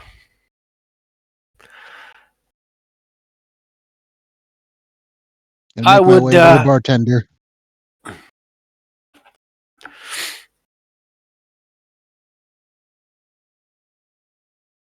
Yeah, what do you want?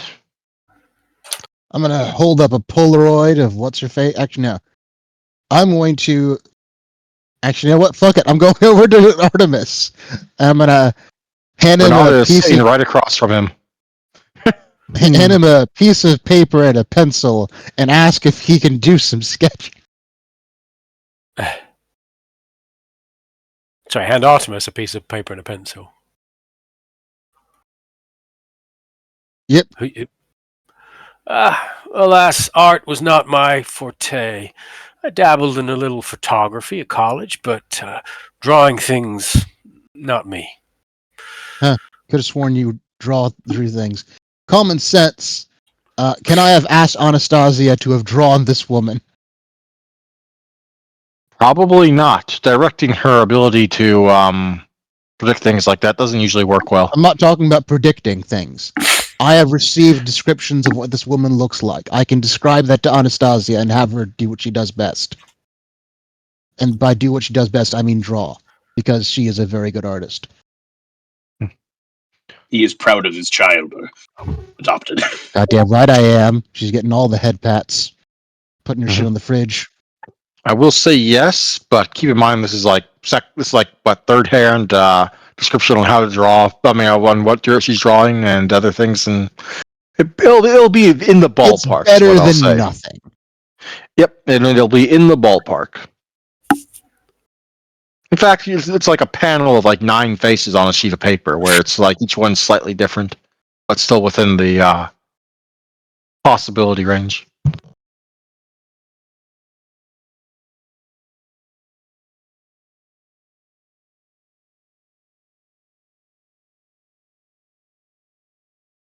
And you are handing it to Artemis? No, I am handing it to the bartender. Hmm. Looking What's for this this supposed lady? to be? What's it to you? She's a fugitive from the law, sir. I will flash him my badge. Just quickly enough that he can see law enforcement, but not so quick that he can take heavy details on it. Or that he realizes it's made of chocolate. He has a real badge. Screw you. It's just outdated and in the wrong state. Now let me take a.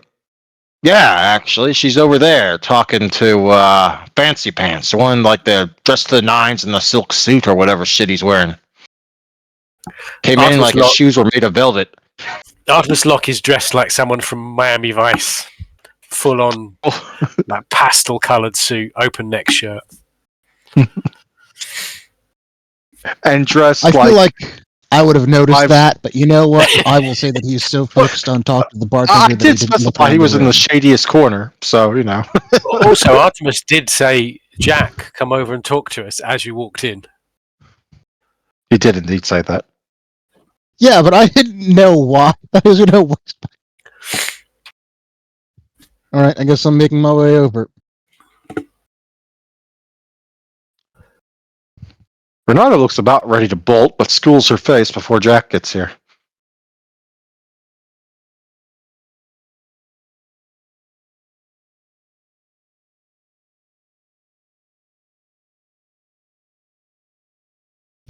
As he comes over, Jack, take a seat. I don't believe you've met my companion here. This is Laura. I will grab the She's- seat and begin walking away. Well, that worked. He's gone. Okay, we can go back to what we were talking about. Never, he sits down. Damn it, almost. This is Laura. She's just passing through town. Arrived this evening. We're going to head over and present her in a couple hours, but I wanted to catch up first. Laura, this is Jack. He's a member of the coterie I'm running with at the moment. He's a Charmed. law enforcement specialist. Charmed.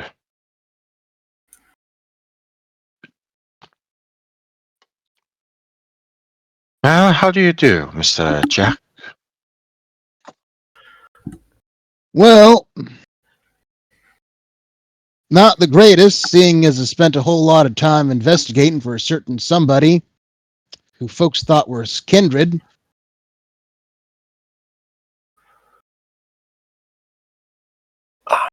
Do tell.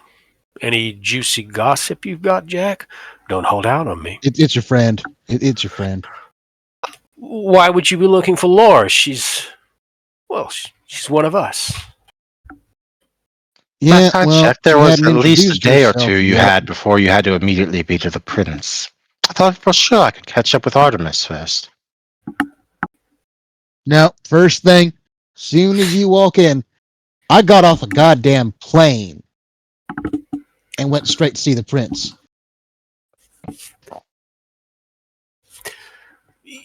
Yeah, Jack, but you don't have any friends. In Seattle, at least. That's not Seattle. Miami. Sorry. You keep confusing me Sorry, about talking I about got- Seattle. Yeah, this is my fault. I apologize. Yeah, you don't have any friends. In Miami, at least. He adds as a...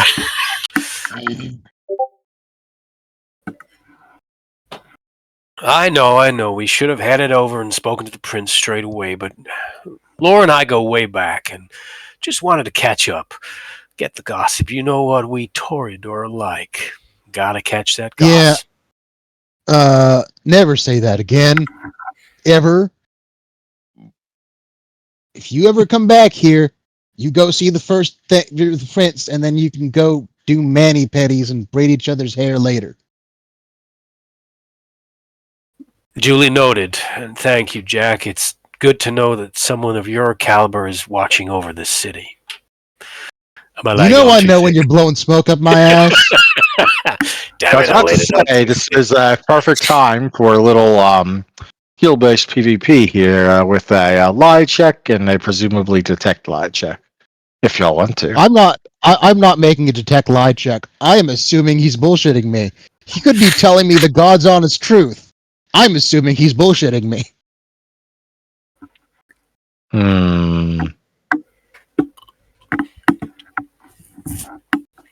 Kinda sus, personally, but okay.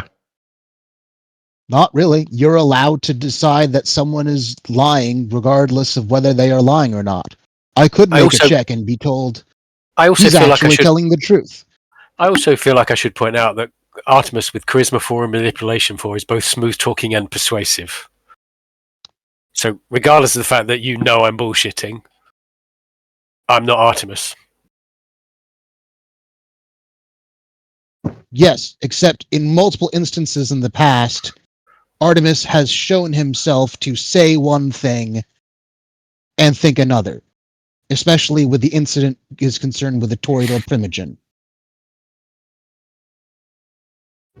Okay, so Jack is allowed to make a character decision that when Artemis says a bunch of aggrandizing stuff, it's probably bullshit.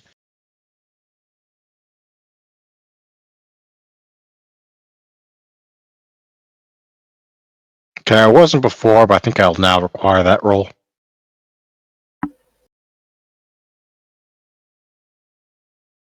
With respect, I don't think that's fair.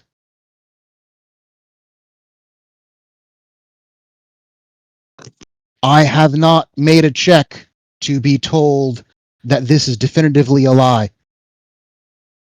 So I do not definitively know that this is a lie. My character is choosing to believe that it is a lie, and I am allowed to do that. So it basically makes a complete pointlessness of my character being very good at lying. Basically. Yeah, and that's cool. If that's the way you want if that's the way you want to play it, that's fine, man. Let's just move on.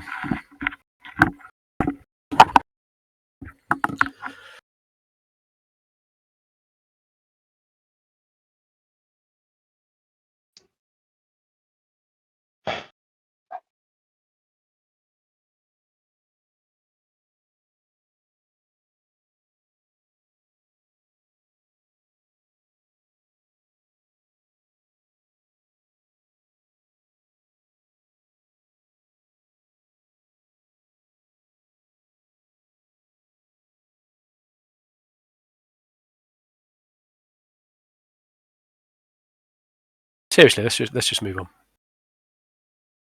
on. Yeah, but I'm not okay with this.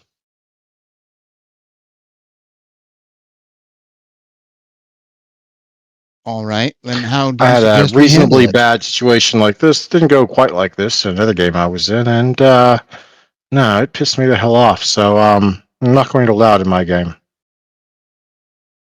So despite the fact that I've seen him lying in this exact same way multiple times in the past, I'm just supposed to automatically believe him that he feels this way. Yes and no. You can distrust him, but you can't just outright go bullshit, bullshit, bullshit. No, what you're supposed to do is allow the dice to make that decision. Precisely. If I am bullshitting, which I am, cards on the table, we all know this, but if Artemis is bullshitting, he is a good bullshitter. The fact that you've seen him be untrustworthy before doesn't make that not a fact. Your character might be a great lie detector. He might see through the lie, but he might get taken in by it. Artemis is a charismatic guy. That's my take on it. But, you know. And if Renata doesn't show up at the prince's court in the next night or two, you'll know he was lying, but you won't know that now.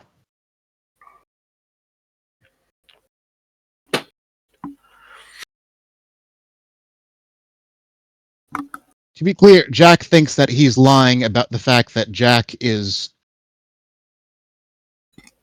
good at his. So he appreciates that Jack is such a stickler. Right. So what we're talking about is then you think I'm blowing smoke up your ass about how great he is, not that this is my friend Laura who will be presenting to Prince. Yes. Okay, I'm fine with that. I'm fine with that. Yeah, Artemis is. I'm also fine with that. Yes, that is the only thing he is calling bullshit about. Okay. Well, I did say that I was probably laying it on too thickly. The other thing he is choosing to believe Artemis about. Okay, cool. I'm happy with that. We can have a drama. We can have a coterie drama llama down the line when that doesn't pan out. Excellent. Yeah, fine with that. No, she chose to leave. The city wasn't to her liking. Something came up. I'm not privy to all of the ins and outs of.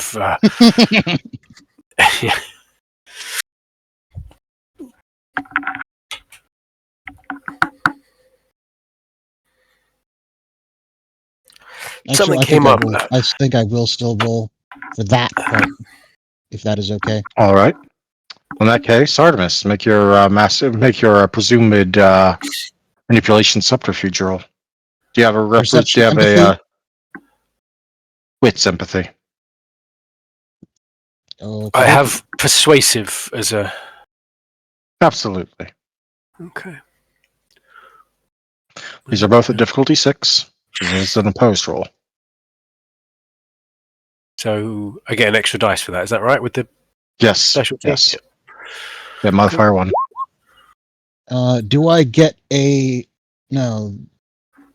Do I get a bonus for my auspex for this? This isn't a perception roll. This is a wits roll.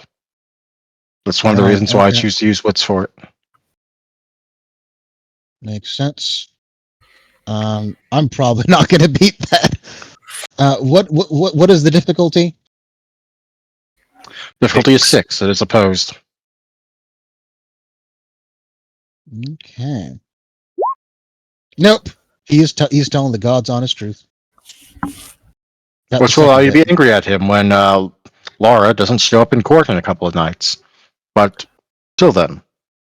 I'll have another lie ready by that point. Yep. And this one will be better because you will be able to prepare for it. She took a phone call from something called a Justicar. I only saw the text on her phone when she answered. What is that?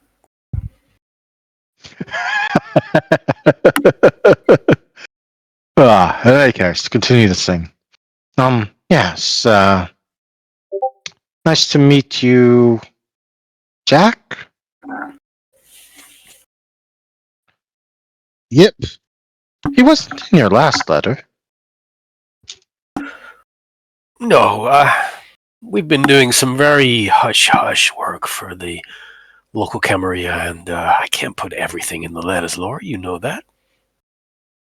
That's fair, especially considering our line of existence. Exactly. And Jack and I are doing some very deep cover work. Isn't that right, Jack? Nope. Enjoy your mutual masturbation session. I got shit to do. Always a pleasure.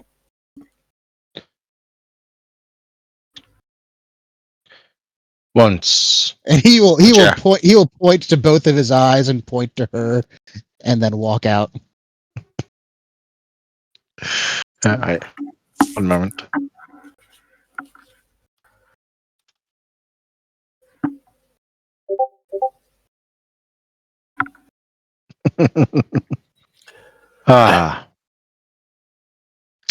As Jack leaves, she will kind of raise an eyebrow at you, making sure he's gone before she says anything. He nods. My apologies. Jack's one of the local Rottweilers. He chases things up for the sheriff, and he and I have been involved in some actually genuinely hair-raising escapades, but it wouldn't do for him to know everything about you and I. For a moment, I thought you had decided to turn on me. No. Not that it wouldn't be warranted, granted, considering how shaky things might be. In my line of work, it pays to have no emotional attachment to those you deal with, but Our mutual target has backstabbed me in a way that I find utterly appalling. No, I'm in this with you to the bitter end. You and I together are going to take him down. And take him down in such a way that he will never climb up again. Permanently. Definitely.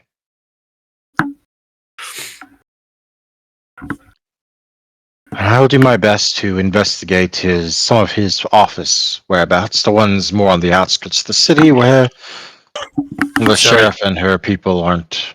What? My apologies. I have a terrible head cold, and I normally remember to mute before I blow my nose, but I just forgot. I think. No, I didn't hear it. I don't think anyone else did either. Okay. Cool, Welcome to the 6th Squad, buddy. Oh yeah. Don't give it to me. Stay on opposite ends of me. Yeah. Here's the really freaking annoying thing. I have not been ill for a year. I've managed to avoid all illness, and one of the reasons is there are no children in my life, so I don't pick anything up from that particular petri dish. But I sit next to someone at work who has kids, and she came in during the week absolutely full of snot, and I was just like, "Are you ill?" She said, No, it's just allergies."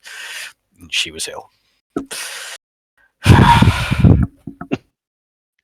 Well, I will finish off with I'll focus on his more outlying offices and other suspected buildings. I'll forward you the list through your... What's a secure way to reach you? I have a fax machine in the office. Wait, I said that as if it was a new thing. It wasn't, was it, at that point? Nope. I have an email address you can forward to. That'll work.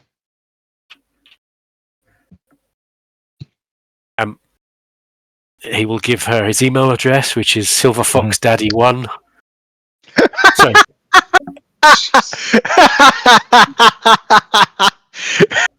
At AOL.com. AOL was big in the mid to late 90s. There you go. So yeah, Silver Fox. Those little dial-up pack CDs at like every Target and Walmart. It was just like, grab it because they're going from 9 to 10 to 11 to 12. Okay. Yeah, Silver Fox Daddy 1. I avoided the obvious Silver Fox Daddy 69 gag. That's bad. That's poor taste for Artemis. Silver Fox Daddy 1. She will give you a look, but maybe possibly have a little bit of a smirk under there, and depart, which will bring that little scene to an end. Groovy.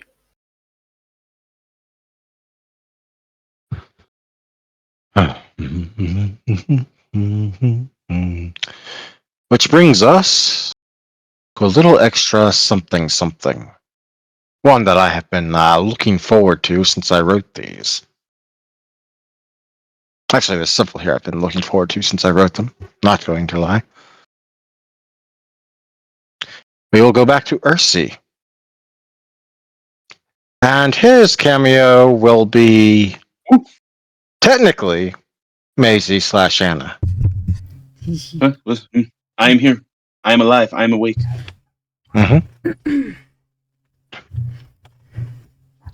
Particularly a rainy night early in July finds Ursi standing in the middle of a private airfield, carrying a large umbrella beneath the rain.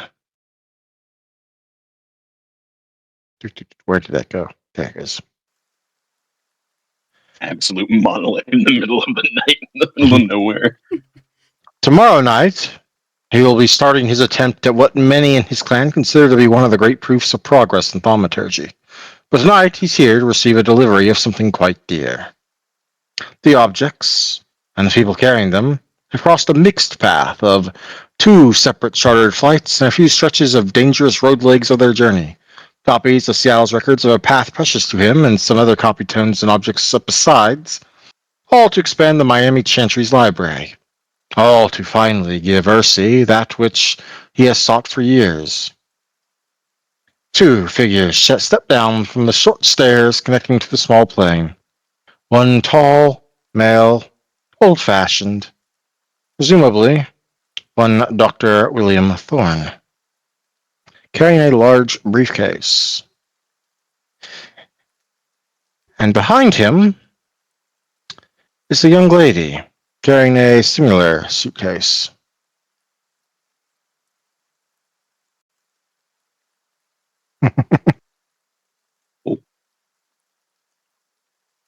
I accidentally deleted the thing that you just pulled up. Which one? The not Thorn. That guy's terrifying. The other one. Well, That's Thorne the is a one. serial diablerist. Mm-hmm. Oh, nightmarish. That is meta knowledge. You don't get to act on that. Yep, Oh, yep. I'm aware, but nightmarish. Hmm. Well, you certainly match your description. I'm getting over here before we drown in the ring. Ursi, I presume? Pleasure to. And this is Thorn speaking. Yes, this is Thorne speaking. Pleasure to meet you. I can assume Dr. Thorn. Yes, this is my child, Ashley Solano. She came as an assistant on this trip. I thought it might do her well to see another chantry. Say hello, Ashley. She will reach her hand out. It's a pleasure to meet you. You are big. You kind of remind me of Victor, actually. Hmm. Can't say I'm acquainted, as he'll take your hand. He'll receive the handshake. I'm assuming due to the differences in size, it's like an adult grabbing like a toddler's hand. Oh yes. She's 5'5". Oh, Victor. okay, yeah, damn. Yeah, Ursi's like Yeah. 2 feet taller. Victor would be our principal sheriff. A rather mountain of a Russian man. It's not too different from you, I suppose. I am also Russian, so it does make sense. What do they feed you guys over there? My size was due to a health complication in my living life. So I don't know if it's a fair comparison. It's even taller than Victor, maybe by half a foot. Yes, gigantism will do that. In any case, shall we get out of this dreaded ring? Please. I thought leaving Seattle would mean less rain, because we don't have our fair librarian who prefers rain for her reading weather. Unfortunately, I was wrong. Miami. Yes, Miami is my home in a wonderful place, but rain is quite plenty.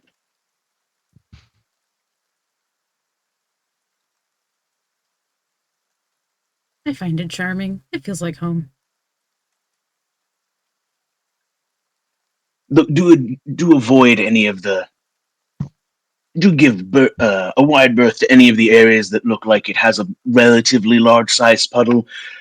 It's not unheard of for snakes or alligators to be there. Oh, wonderful. I wonder how many have been made ghouls or companions of some variety. I don't know. That would be kind of interesting.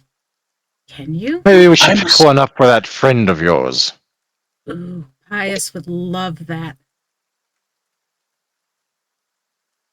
Speaking of, I need to get other things when I'm here.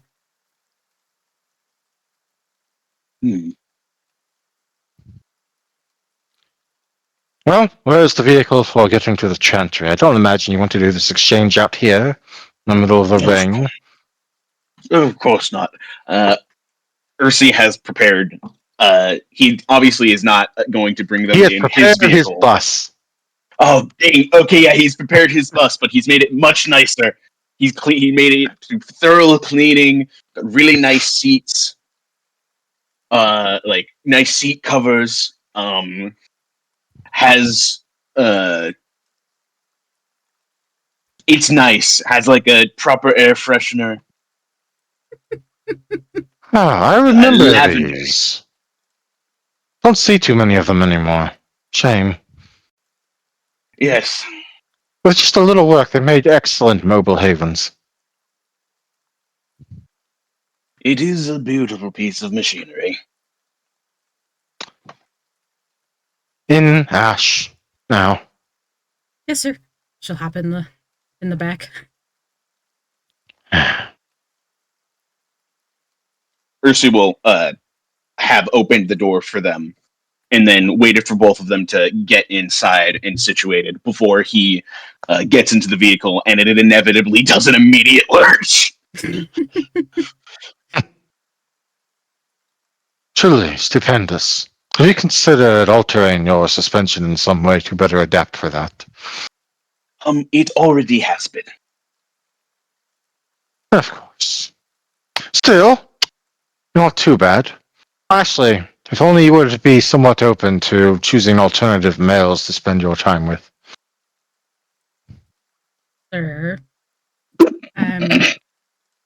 I'm quite fond of the males that I spend my time with. Thank you. I know. That's all I can hope, though. That's all I can dream. I'm sorry. It's such a He disappointment. turns to look at you, and for once you realize he's not entirely serious. He's not really smiling, but there is a mirth in his eyes you've learned to recognize. Mm-hmm. I do question, which one are you talking about, though, sir? And he suddenly glances, he realizes that Ursi is in the car. The one most of our clan would not approve of. Ooh, the spooky one? Not the ugly one. Not the ugly one. Well, unfortunately, you were stuck with him as a son-in-law.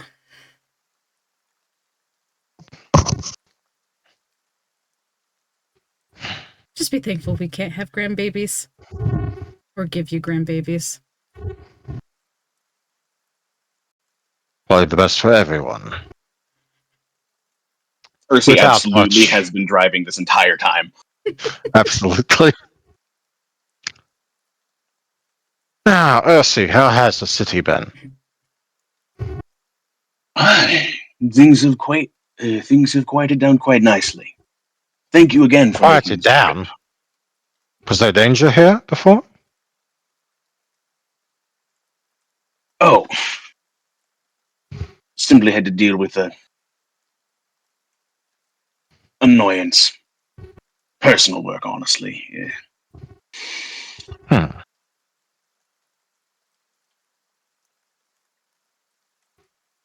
Without. I can assure you, of no threat or worry to you. Long since So you handled well. say.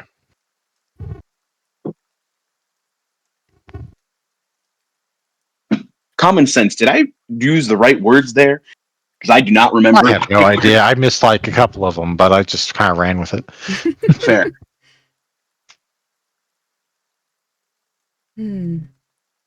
So, Ursi, question. Yeah. As What's suddenly the vehicle lurches because someone cut him off, and he honked the horn because it's Miami, and it's like a drunk college student. so? You need to stop doing that. Get down from the car. Pull over. Apologies. Sorry, you were saying? No, you're fine. I have similar driving styles back in Seattle. Anyway, what is the music scene like out here? One of my coterie members had said that there was someone down here that she knew, and hoping I have time, so long as my sire is okay with it. I need to go find a band that's down here. Gotta get her her present. You happen to have a name. I can't say I'm intensely familiar with many of the local bands, though I do know a few. I tend to keep to some of the, well, not classic, but older songs. Mm. older. He listens to banjos. If there ain't banjos in it, he doesn't want to know it. Oh wait, hold up. Actually, let me double check something because I have a list of music Ursi listens to regularly, and I need to Okay. remember how recent it is. When did War Pigs come out? War Pigs, 70s, 80s. I want to say. Okay, yeah. What's War Then Pigs? Is it like War Pigs with the War Pigs? nah, it's Oh Black no, Sabbath. it is a much cooler song than that. Oh yeah, it is a Uh, very. have you watched the 300 Rise of an Empire trailer? I feel like you have. Probably, but I probably don't remember it. I did watch Rise of an Empire, but I didn't like it. I think I only watched it once. Yeah, it's not a movie that you need to watch more than once, but the trailer was really fucking cool. Yeah. Mhm. Then gonna quickly, if you allow it, retcon the thing I said about older stuff, which is not inaccurate, but I think he would have said something different. My tastes generally fall into the generals gathered in their masses, rather than more recent pop. There's nothing wrong with that. I got some oldies taste too, ranging from like the 50s all the way up into more recent times. This is a more recent band. Olive, had shown me a demo taper probably around a couple years ago that she had received pre-embrace. And she said that they were down here in Miami, so I'm hoping to find them. It was something burn. Blackburn? Uh, I have to go back through my notebook. I have it written down somewhere. Her Am notebook, I? if she pulls it out, is absolutely stuffed with all sorts of things. She does pull it out. Like, hold on, I know it's in here somewhere. Olive, what the hell?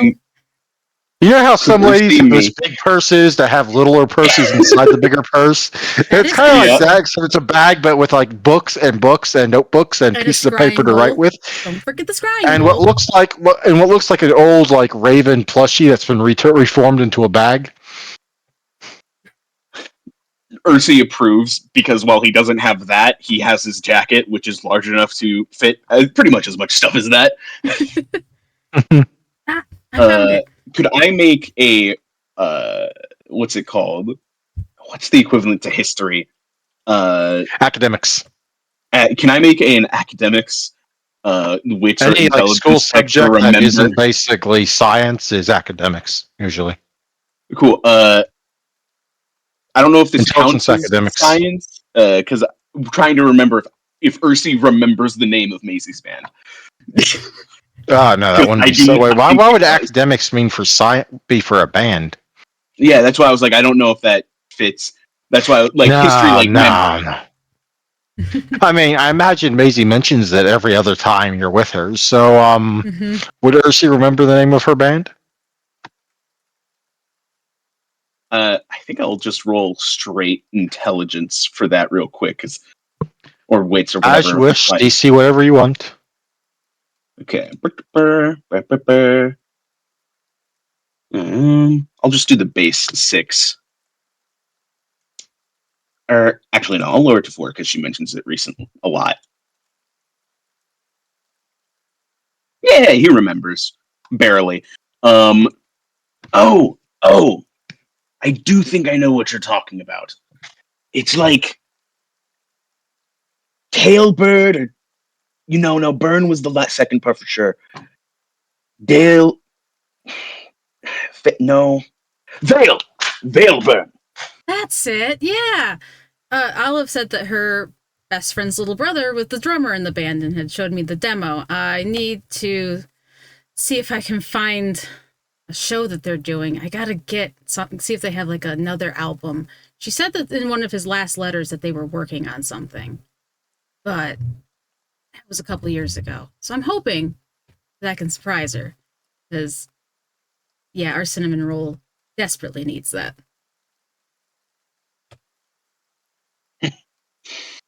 Ah, yes, I am familiar. Ah, yes, your Malkavian compatriot. course. He, he is the backbone of our coterie, and probably the most human at this point.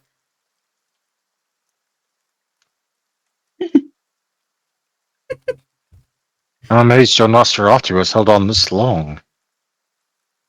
Yeah, poor Pius. He he gives Alvin a run for his money. Don't act like you're so innocent, goodness. Never said I In any was. case, you implied it. In any case, I do believe we're here. And goodness me, doesn't this look like some sort of bunker?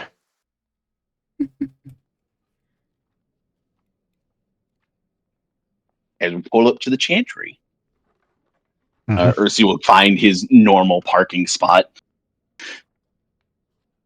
which is Right definitely between a the two little bit. vehicles that belong to ghouls that you nudge out of the side by ramming right in between them and just shaking them to either side with your van as it Ursi suddenly would animates. never harm Svetlana that way.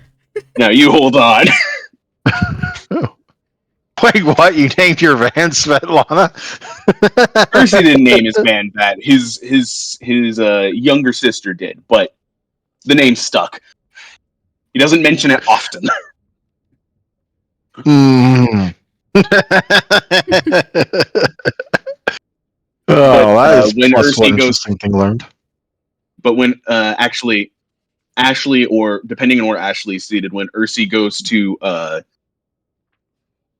grab something out of the glove box, you might see that on the inside part of the glove box there is an engraving, very shittily, like someone keyed it into there because his sister was being a dick at the time, and it just is in very poorly written Svetlana. Hmm. Well, in any case, She you would do make chuckle. it inside.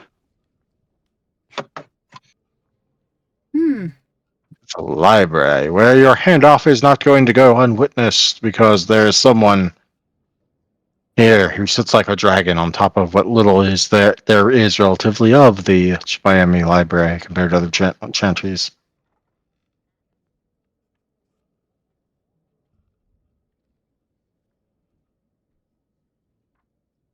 Ah, I see. Is that you? Hmm. Miss Marquez, a pleasure as always.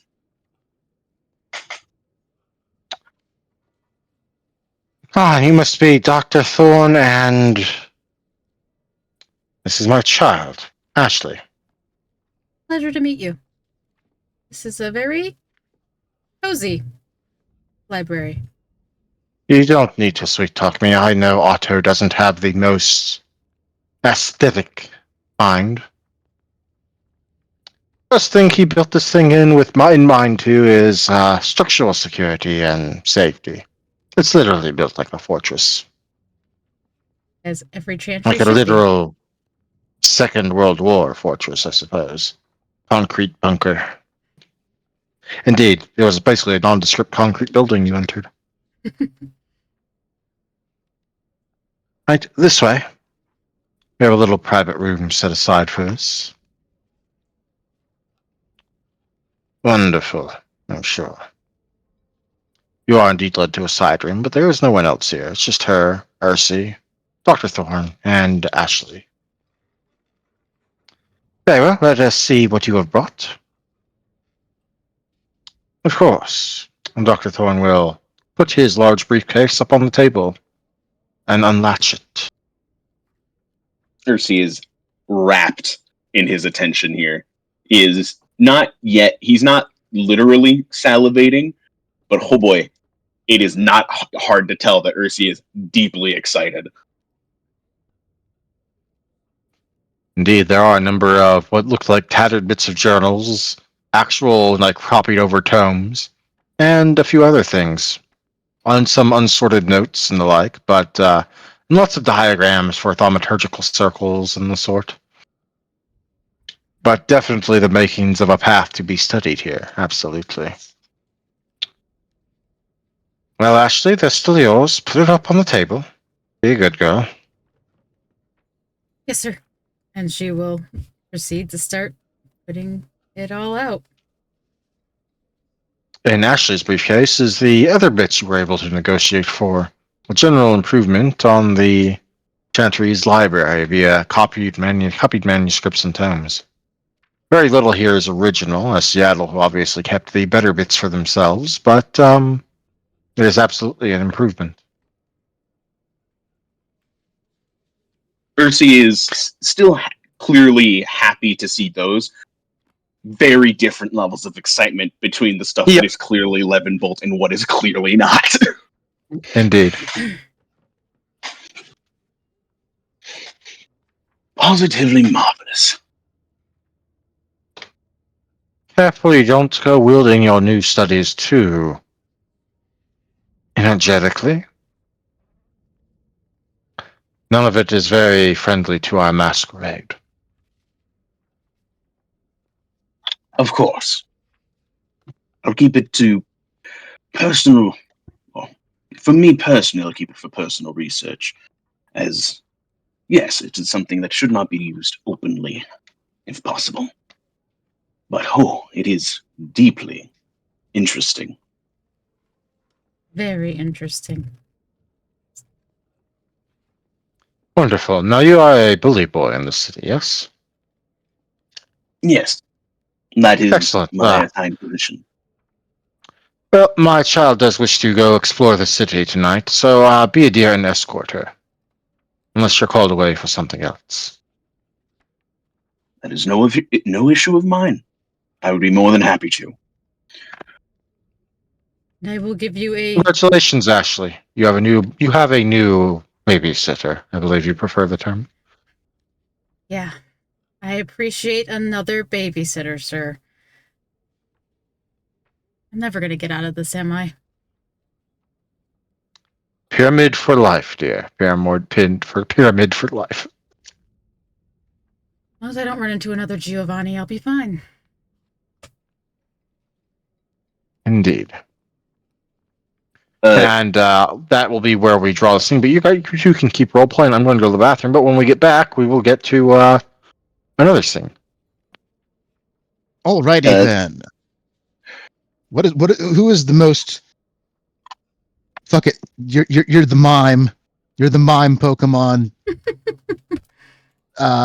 Artemis. Okay, I know very, very little about Pokemon, but from what I do know, fuck you, I'm not the mime Pokemon. Mr. Mime, I think it's called. Mm-hmm. Yeah. Yeah, no. Pick something else. Pick anything else. I will be Pikachu. I don't care. Not Mr. Mime. Isn't he set up as a villain in one of the cartoons? I'm sure. I have not seen much of it. I remember Team Rocket. What's the one with Team Rocket? The cat one. You are not Meowth. Meowth. I You are can be not Meowth. What about Vaporeon? What's the smoggy one? Don't make me think of Vaporeon. What's I the have smog seen the Pokemon? Reddit copy pasta.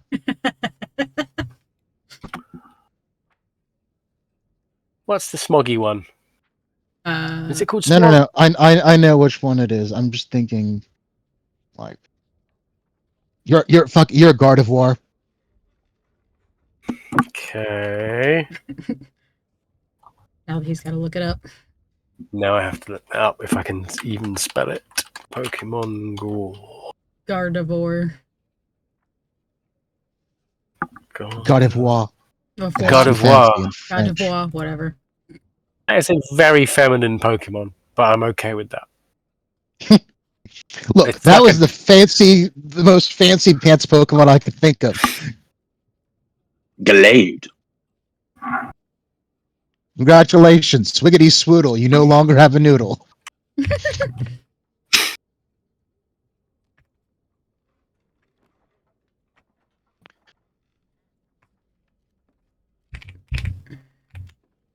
Gardevoir is a psychic stroke fairy type Pokemon.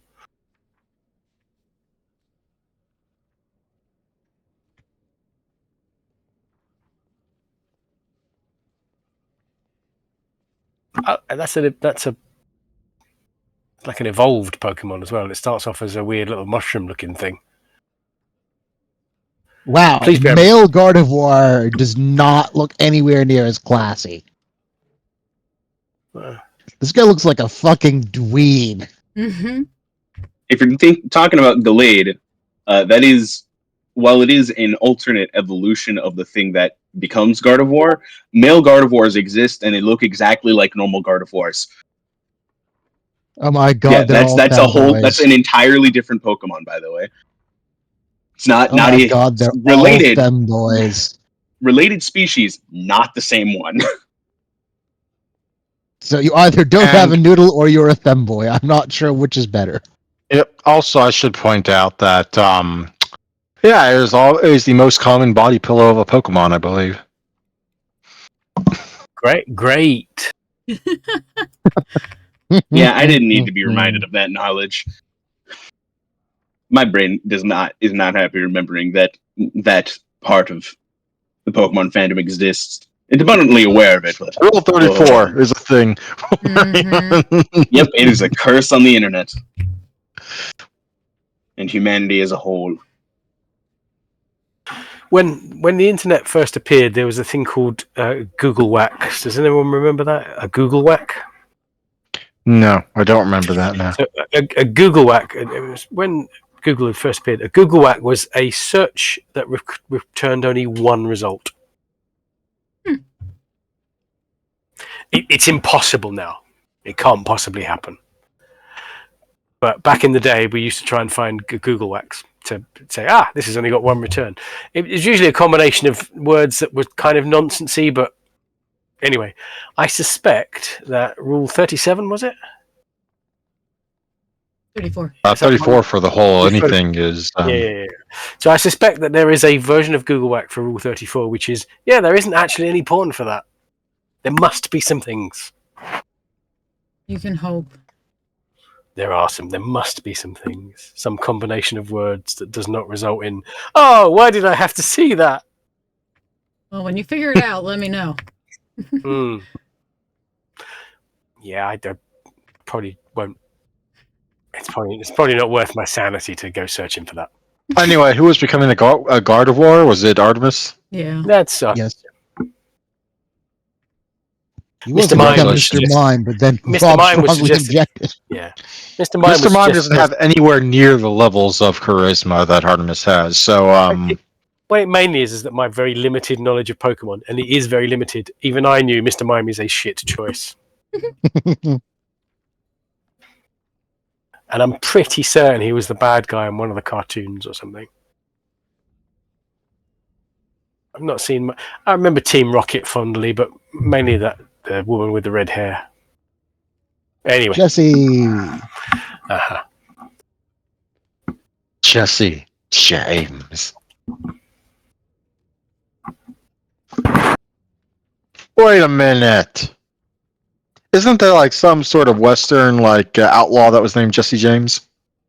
yes, the Yeah. outlaw Jesse James. It took you this many years. That totally makes Pokemon naming sense though, because Ekans is just snake backwards. Mm-hmm. Some of them are cute and make sense. Other ones are just, yep, those are those two words put together. Or backwards. I can't believe that only now, nearly 30 years later, got on to the fact that Jesse J and James are names make come together like that. At least That's it's less 30 subtle. years. At least it's more subtle than Phoenix Wright.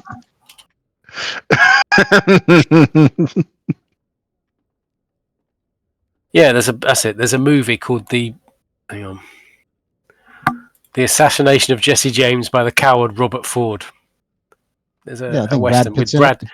Brad Pitt. Yeah. Well, in any case, we go on to our third joint scene with primary character Jack and supplement character Ursi. Ooh. Let me see if I can find. Oh yeah.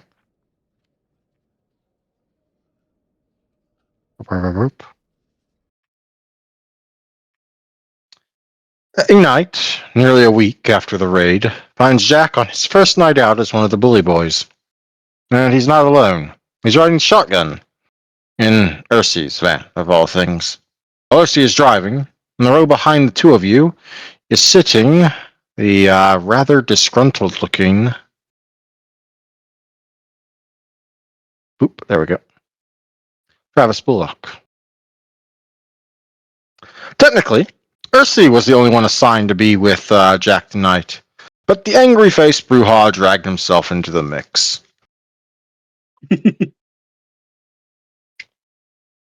I think Ursi truly doesn't mind but I think every time he's had Travis in his van, Travis He ain't says, here for you. "Oh no, I know, I'm aware." Ursi is abundantly aware. That's why he's fine with it. I give you 2 fucking hours before you screw up, Greenhorn. Yeah, whatever, bollocks. I ain't no greenhorn. I've been doing detectiving since before both of you were in diapers. Uh-huh.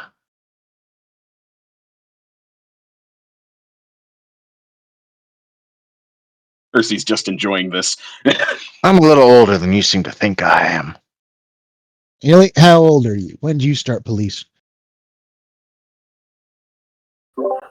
I'll give you a clue. Which I've no side? idea what diapers are.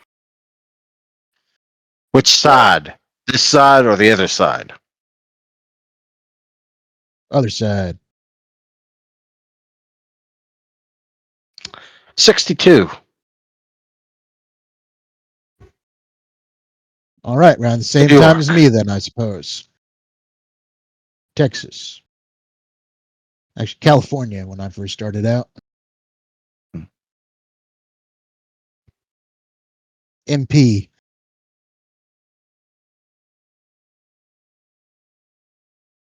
He looks at you, kind of head tilted to one side. Nom? Of course not. Said Fucking fine. shithole Nom was.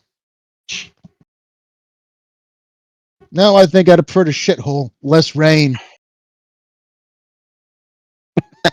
Ursi in his mind is just like, "Oh no, they're bonding." Fuck. I did not intend for that to happen. It just kind of happened after the whole age and diapers and experience came down the line. Maybe you're not a complete fuck up, but we'll see. It's gonna be a while before I think you're anything else. In any case, Yeah, no problem, bollocks. okay, you keep calling me that again, we're gonna have a problem. One that I will ask most cheerfully of the sheriff for me to have a sparring exam about. Sounds like fun. Love to see about that afterwards. Ursi, you were the one that was given the official briefing about this because you were assigned to this. Your job for Mhm. tonight is to basically port Jack around. Either solve something that comes up or wait until you get called about something. And then go let him take point on it with you there to back him up if he goes too far, goes away from whatever it is you all get ordered to handle. Mhm. And generally speaking, observe. Yeah, I think Ursi Travis is has here because he just been wants to see him driving fail. around. Ursi's been driving around. Probably at this point, they've gotten down they've hit like the main point of downtown right now. Is just driving around. Driving around in the rain. But you do get a call. Only this time it's Jack. Jack, your phone buzzes. I will pull out my Nokia and press the answer button. Roxy's voice comes over the non-existent line. Hey, new guy. Got you your first assignment. But first, tell Travis that he's great, but right now he's being dumb. Do that for me. Hey, Bollock, she says you're being a fucking dumbass. Fuck you, Roxy! He says he wants to bang you later. That wasn't what I. Well, tough for him. He can't have me. She says you can't have her. Grumble, grumble, grumble. Well, anyway, the brainheads over here finished running the latest numbers or tasting the data or something techie, and apparently most of the remaining population of our thin blood and shovelhead runaway problems are seen first around the docks, which is mostly Mr. Hawthorne's territory, one way or another. So you're going to be paying the guy a visit at his business office. See what he knows, and if he trips up, wait a moment. What? No aggressive interrogation, says our boss. I told him.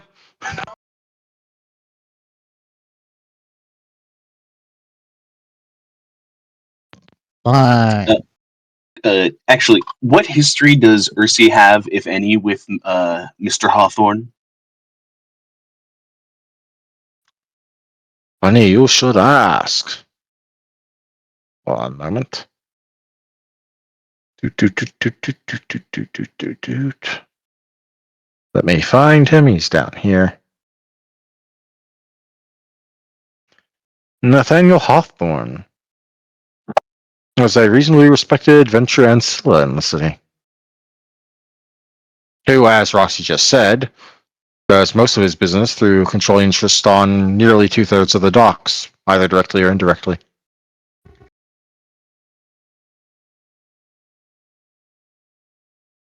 Understandable. You heard that? Well, actually, is this on? I'm assuming this isn't on speaker because It's not on speaker, but you have Auspex. Yeah. Actually, yeah, no, that works. What that means is be on good behavior, both of you. About what? Says Travis, who does not have Auspex.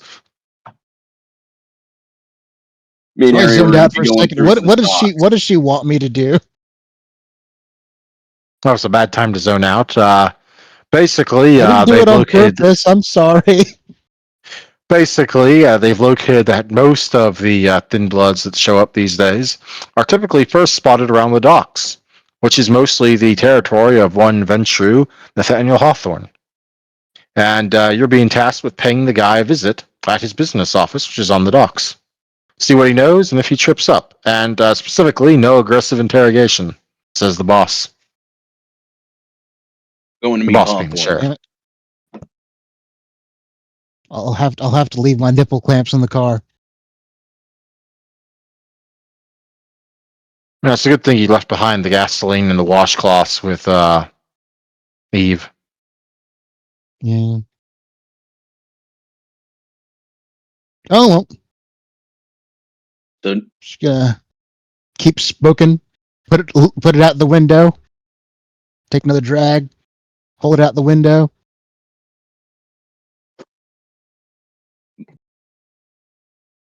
apparently the last bits of thin bloods that are being noticed are around the dock, so we're meeting Hawthorne. And no aggressive interrogation. He's Do they have to ruin the fun parts? Apparently, I guess. I'm just saying. he owns the A little bit of light majority of the waterboarding, docks. no one would know. He owns the majority of the docks, and he's a well-respected Ventru. Which means if you fuck with him, you make our boss look really bad. And so if you want to get on the bad side of the sheriff, you can do that when it's not on my time. I'm not gonna waterboard him. Don't get your panties in a bunch.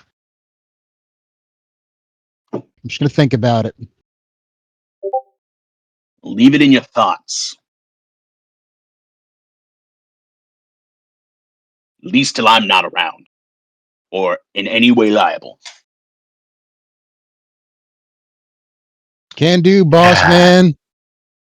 Which Your reminds me, I ass need to will go stay get more nice and gasoline. covered. More gasoline. I could treat myself to a No, new you want to shotgun. use the ethanol. Ethanol gets you the better results. Well, yeah, but All right, you weren't there for that. Let's just say I have a bad experience with ethanol. Ugh. Does Ursi remember this incident? No, it was before your time. Okay. You have heard Then Ursi will aspersions to just it before, but you've never heard the story. Ursi will just cock an eyebrow, just kind of being like, I vaguely remember him mentioning something about it, but nothing in no specifics. Hmm. Well, either way, you show up at a gated compound that leads to a mostly business park, but also a couple of warehouses. And the gate is Very shut.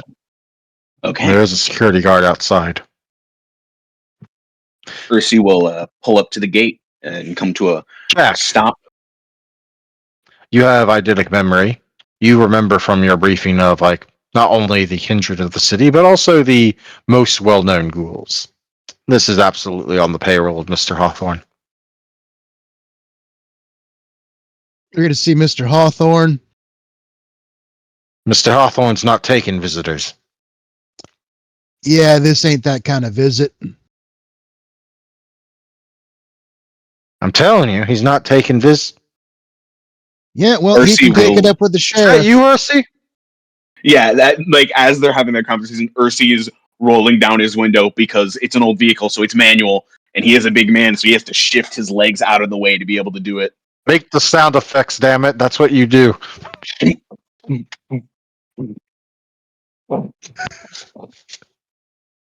What is this guy's name? Harry. His name is Harry. Harry, we're here to see Mr. Hawthorne. Please let us through. Ursi, I get it, but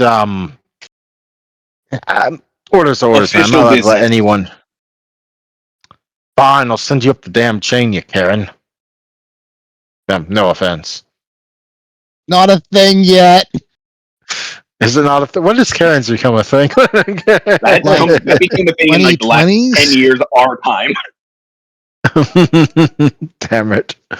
Like it started in like 2014, 15, but it only really picked up in popularity. Yeah, I make as many around time fuck ups 2020. as my players do. Goodness.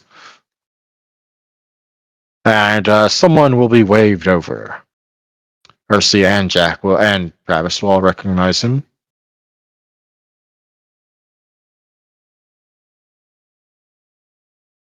Yeah, well, what's going on?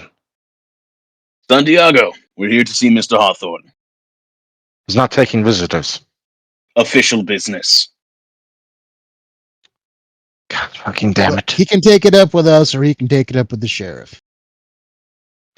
Right, fine. Don't expect him to be happy though, and I'm going to be there the whole He's way. a If I see veteran. any I of don't you expect reaching him to for a ever be weapon, happy. I don't give a fuck if you're the bully boys. I won't let you harm one hair on his head. Hey, Santiago, we can skip the bluster. It will not be coming to that. Cool it. We've been told no advanced interrogation, so we've left the car battery in the trunk. I will Ursi fucking is, see like, about that, I pinching. suppose. Ursi is like Come on, pinching his brow. main building. I'll go Like, ahead of pinching you. the Let him know you're coming. His Ursa, Ursi you will know this fart. more than Jack, but Jack, you would have picked up on this at some point as well, I'm sure. Santiago was a random street kid that Nathaniel thought had potential, and because he kind of got uplifted, Santiago is basically I'm going to be honest. Definitely I thought you were loyal. doing a callback to the very, very tall Spanish ghoul, not Spanish ghoul, Spanish vampire. no. No, very different person. Very different person. If you're talking about the Nosferatu, no. That hasn't actually happened Yeah, yet. That'll I happen did. in a week or two. Oh, wow. The timeline is fucky. I thought it was between the. You know what? Never mind.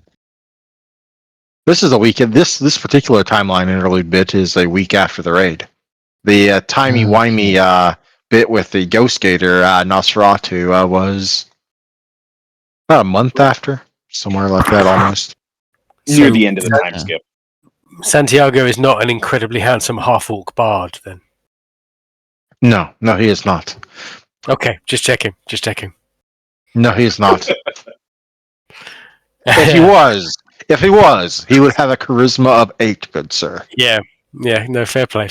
So, for, Santiago was the character I very briefly played in Andrew's Pathfinder game. It wasn't Or the my game. game. I was playing it. It The was game, like run yeah. by Xeno. The famous Stoic philosopher? Damn. No, more of a kind of half-orc bard. Anyone can fuck him if they want to. Swashbuckler. Bard Also a swashbuckler. swashbuckler. Yeah, also a swashbuckler. That was also a thing he It was was. Gestalt. Got it. The bicycle. Yeah, pretty much. He was a fun character to play. And he still comes up regularly as an NPC. He has an unforgettable personality. Anyways, At some point, I will come back and play him as a drop-in. Indeed. In any case, back to meeting.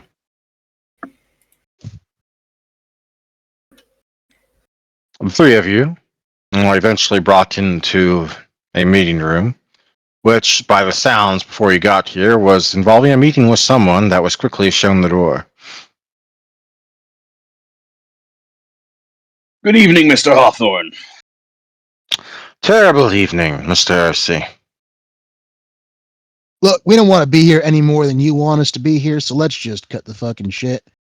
We were Ercy told is- that there were some sightings around here, and we were wondering what you could tell us about it. Sightings. What do I begin with what? Are we talking about gangs? Are we talking about smuggling? Are we talking about... Kindred. Thin- We're talking about kindred sightings. Oh, the thin bloods. the last stragglers that have been more recently spotted have been cropping up in the docks areas, much of the territory that is within your domain. True and false, I believe. The edges. They're always at the edges, oddly enough. And I do his not eyes trust kind of Hawthorne. rove over the three of you. Tell me, whose pockets are you in, if you're even willing to admit it? The sheriff's, obviously, I would hope. This is official business, so So, do you know anything about me, Mr. Ventru? And Mr. Helbram, a recent arrival, adopted child of Cuthbert Beckett, here from Denver in a sort of posh exile, if you will, and recently arrived to the Bully Boys after your displays of talents in regards to the investigation that unveiled the Sabbat presence. Sounds Also, like you have a someone rather has done their icy demeanor. homework. Gold star. And as I'm sure you're aware, when I got kicked out of Denver, it's because I did exactly what the sheriff told me not to do and investigated a crime anyway.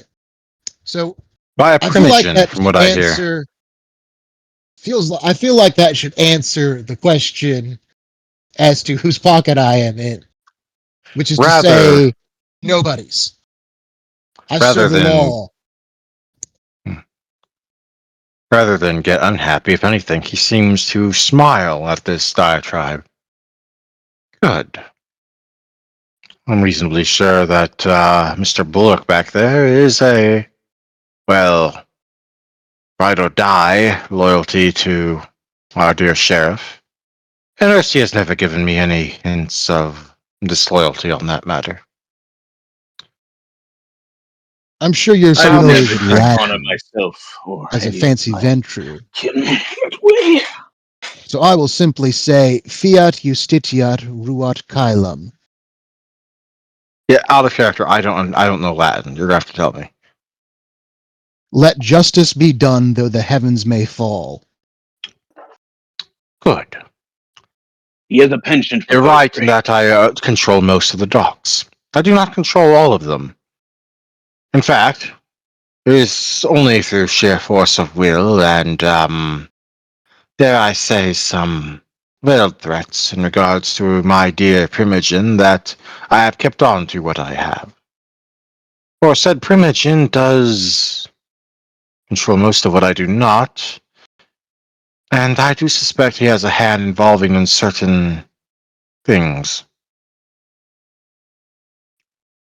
The uptick in thin bloods has been around for longer than the Sabbat's arrival.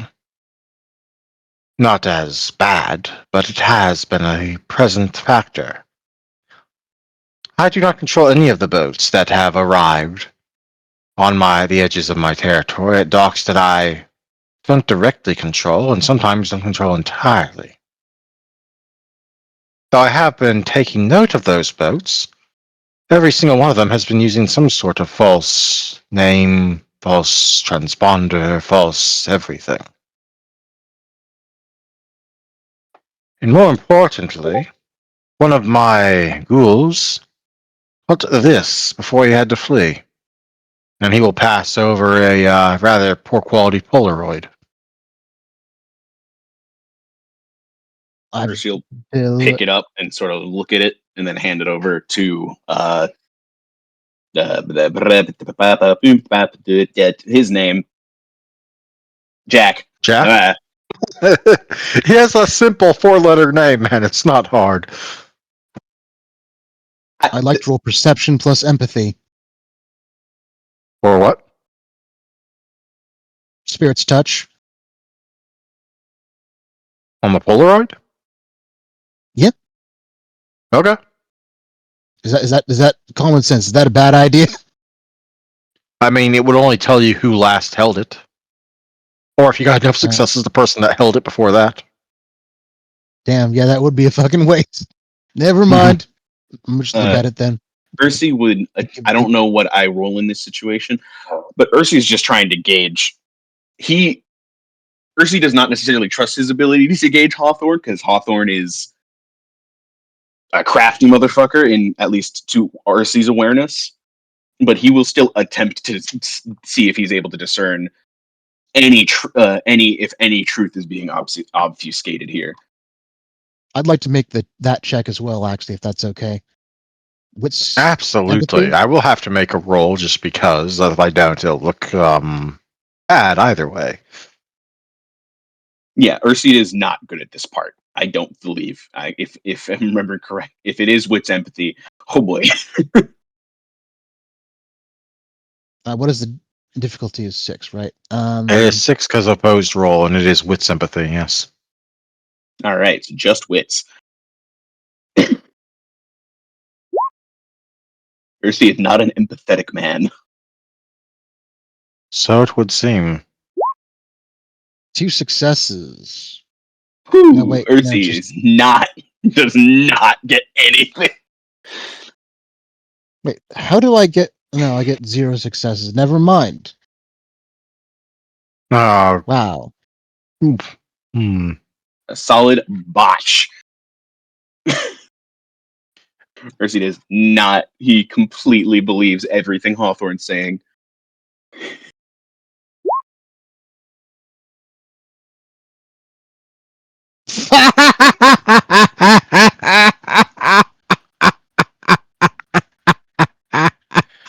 Alrighty.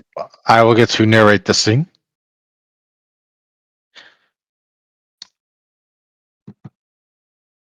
Or was I going to go with that? While he does seem somewhat hesitant in sharing what he is, he does not appear to either of your senses to be lying. Although Ursi does find him somewhat shifty just by default. Mm-hmm. And what was on the Polaroid? You can see in that image several individuals. Most notably and easily recognizable, even if we don't have a look at his face, a Nosferatu. And people seeming to usher others, which we believe to be still arriving thin bloods, in groups of 3 or 4, down into, correct me if I'm wrong, but does that not appear to be a sewer manhole cover removed? Does Ursi recognize? I figure it would probably be difficult to tell, but does he recognize the Nosferatu in that image? Does that look like someone he's not perhaps immediately, because his back is turned to the person taking the picture. However, this And he'll point to another fuzzy face, one that is facing the camera, albeit from a short distance. I believe to be a ghoul working for someone. Quality is poor, I admit, but perhaps you could make it more clear, or at least use it as a foothold in the door. I believe I know Can who I make that a man's perception check? domator is. Do tell. One moment. Can I make a perception check For what? for I'll be right examining the back. Polaroid? Absolutely. Perception investigation. All right. I'm so sorry. I will be back. It'll be like a minute. What's the difficulty? It is kind of poor quality, 7, but you get to apply your aspects to this, so that becomes 4. Oh, I'm golfing. Indeed, you are golfing very hard. So hard, in fact, your potence might send that ball into someone's Well- head. Apparently, you're right. Mm-hmm. Now, what were you saying you were doing with that? Examining the photo? Yeah. Yeah, you also vaguely remember. You think there is a vague resemblance. Obviously, the poor quality makes it hard to get an exact thing, but you're picking up what he's putting down. What she's about to say. What is he You know, about to say? I believe that man is one of 2 known ghouls working for dear Marcus Vittel. I My would have primogen. said it before him if I knew Okay, what so it was. I believe that man is one of the ghouls working for, Marcus Vittel. yes, my primogen. Earthy is he almost is about to audibly groan, but he just holds himself. He's just like, oh god. Interventor politics. A joy. One moment, I'm going to send Jack something. Gotta make myself a little I sent you something in Hourglass. If you sent me the word off, I'm going to have an aneurysm. No. I'm just Thanks to going your eidetic to. memory. Yes, I did remember that, by the way. But wouldn't it be GJ/MV? That wasn't what was written. Yeah, all right, fair enough. On the other hand, maybe he didn't get to finish. Yeah, that's probably fair. GJ/ no, I'm not gonna. I'm just gonna write it down on a sticky note and slide it to Ursi. And on it, it will say Gutterjack / Marcus. Oh joy. Now that you're thinking of it, the back of that jacket that Nosferatu was wearing looks very familiar to you, Jack. It's fucking Gutterjack, isn't it? It does indeed look to be Gutter Jack's jacket. And oh, look.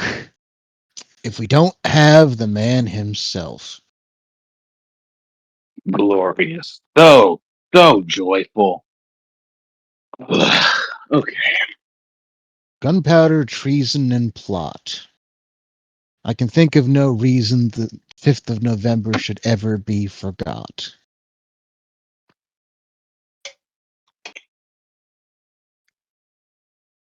Actually, I'm going to do the whole thing from the top. That's what he does. Remember the 5th of November, the gunpowder, treason, and plot. I can think of no reason the 5th of November should ever be forgot. Ursi's just like, I'm so much poetry, and Ursi's just like, yeah, sure. But he's still like, he's visibly annoyed about the Gutter Jack thing. He's like, God damn it. I may or may not have been an English literature minor. What? No way.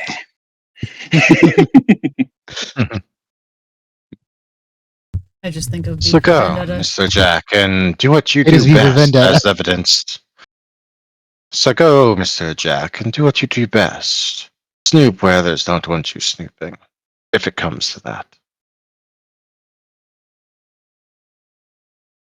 Do you have anything else you can inform us of in regards to this situation? I can give you the list of all the fake ship names and altered registrations that my men collected, yes. As well as the locations of every drop I've noticed since I've had my men monitoring it. That would be much appreciated.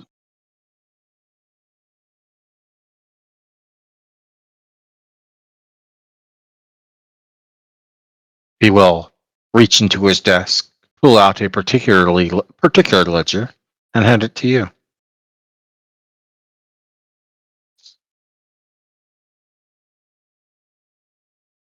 Sorry, chewing.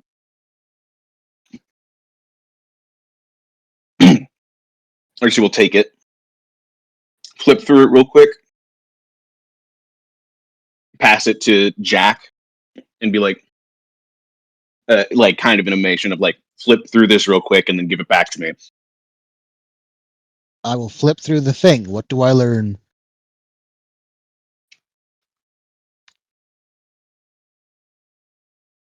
Should I make a A check whole for that? bunch of stuff I don't have ready to go. Okie dokie. But basically, the rough pattern of where these landings happen are usually at the edges of Mr. Hawthorne's territory, and usually in and out in the space of a single night. Noted. But always within some convenient access to the sewers. Occasionally, well, no, he doesn't have that information. Never mind. Ooh.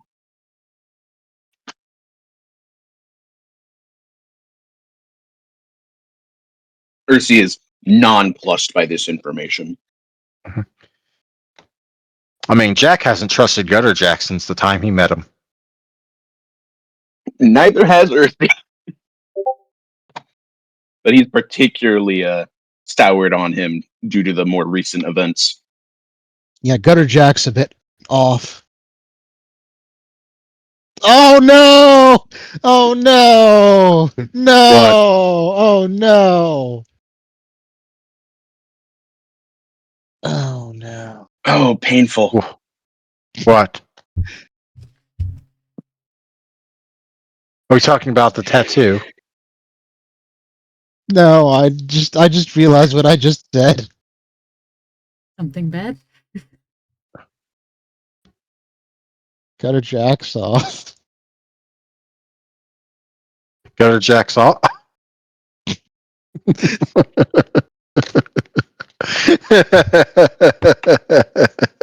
Oh my god.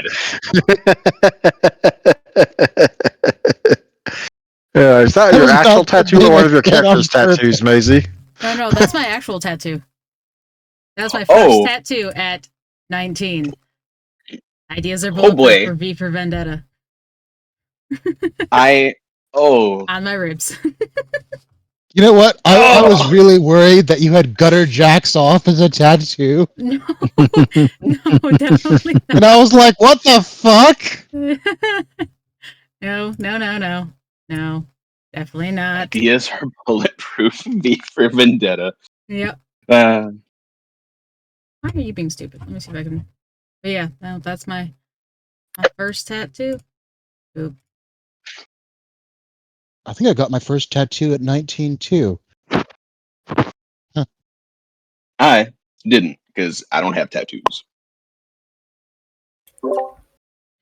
Yep. I'm Not also because I in the- don't think they're cool or that I disapprove of them, but because I hate needles. They're not as bad as you think. I'm also in the no tattoos club, but mainly because I can't think of anything I would be happy looking at for the next 50 years. One moment, guys. God, that is a face of disgruntlement and Yeah, it looks like regretted decisions. Nope, I was just so focused, I got it done within an hour. Nice. I was upside down too, so that was also not great. Like that table is tilted, so I'm like at an angle towards the floor, and I'm like, this is uncomfortable. Uncomfy, blood rushing to head. Yep. Like, but so worth it. $150.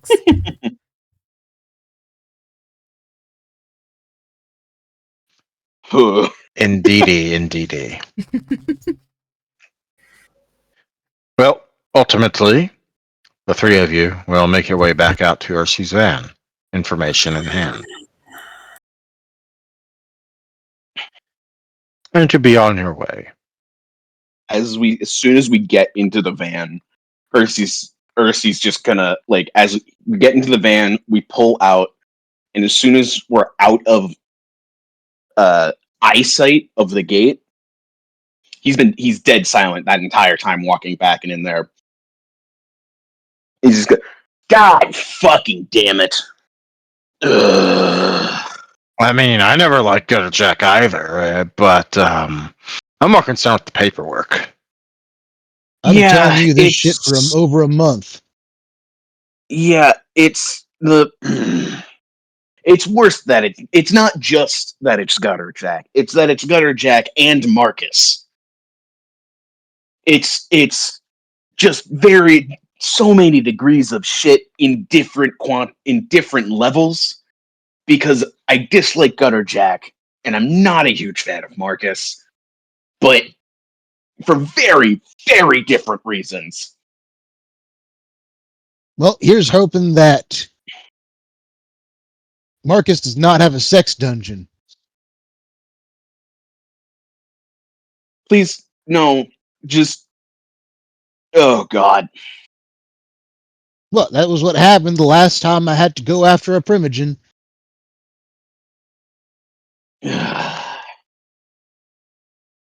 Well, either way, we're going to have to talk to... Oh, wait, one moment, sorry. Gardevoir. Bear Pokemon. Torchic. Cheese. Jeez. Oh, never mind. Damn it, one of these days I'm just going to listen. Beware the Lord of Cheese. In any case, all right. I'm more concerned about having to deal with the whole primogen stuff. Sheriff's going to want to know. So want to plan it, want to make sure it's all approved before we go in and do anything. And probably make sure we go in and get more than just a freaking Polaroid to go off of. Yep. Yes, indeed. With these sort of figures involved, can't go off half-cocked.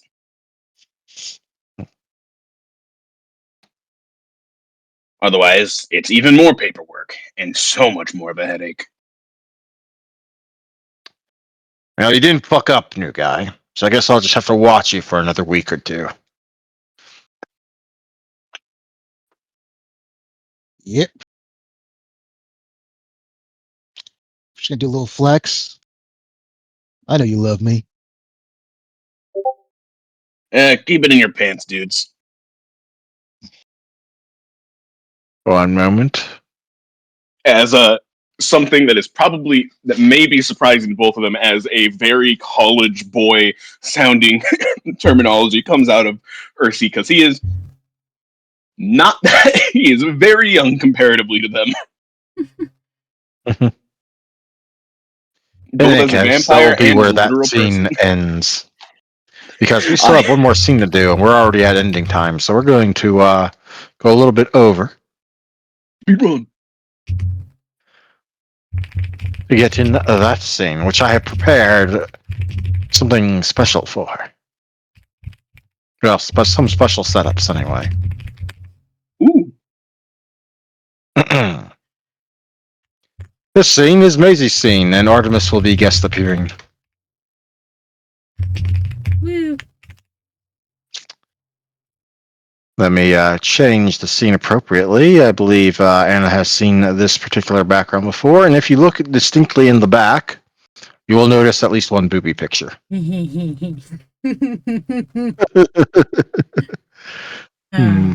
is one of our favorite scenes. Sadly, the music's not playing.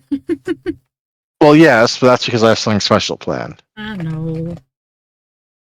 In any case, one night near the tail end of July finds Maisie Belburn, really, in a dive bar that's at least part biker, playing on the grungy stage present in the building. Obviously, Lex and Jude are also present in the building. But also, here are Jules, as the Harvey promised you a gig for your band for doing so well in the Coteries task in June, as well as Artemis, who is always willing, or almost always willing, to expand his musical horizons, both good and delightfully bad.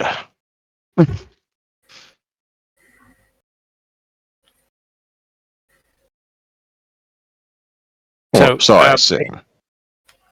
In that room, Artemis will be stood leaning at the back next to the bar, right up against the titty picture without quite realizing.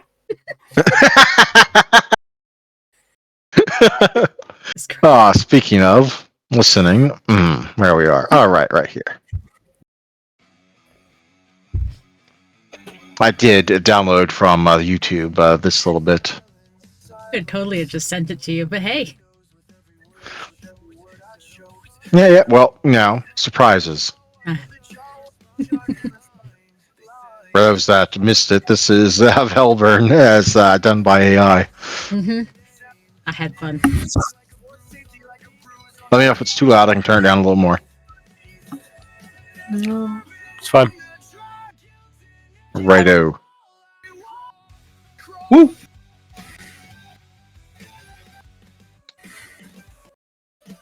So, technically pre-showing, Maisie. It's you, Lex, and Jude in the backstage. Mm-hmm. I assume. Yep. So what did you have to do to get us the gig this time? Lex says. Not quite saying everything, because Jude's here. Well, nothing different. Just, you remember when I was busy that one night? And you kind of were grumpy at me? Which is a lot of nights. But this night you were particularly not happy with my very poor joke. I did that.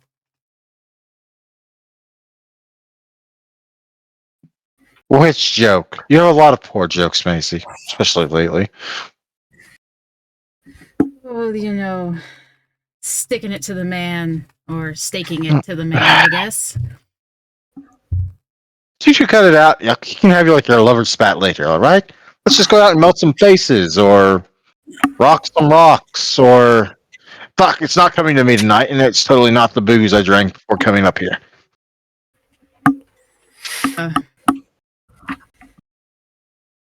Yeah, nope, let's go. All right? Let's get this shit on the road.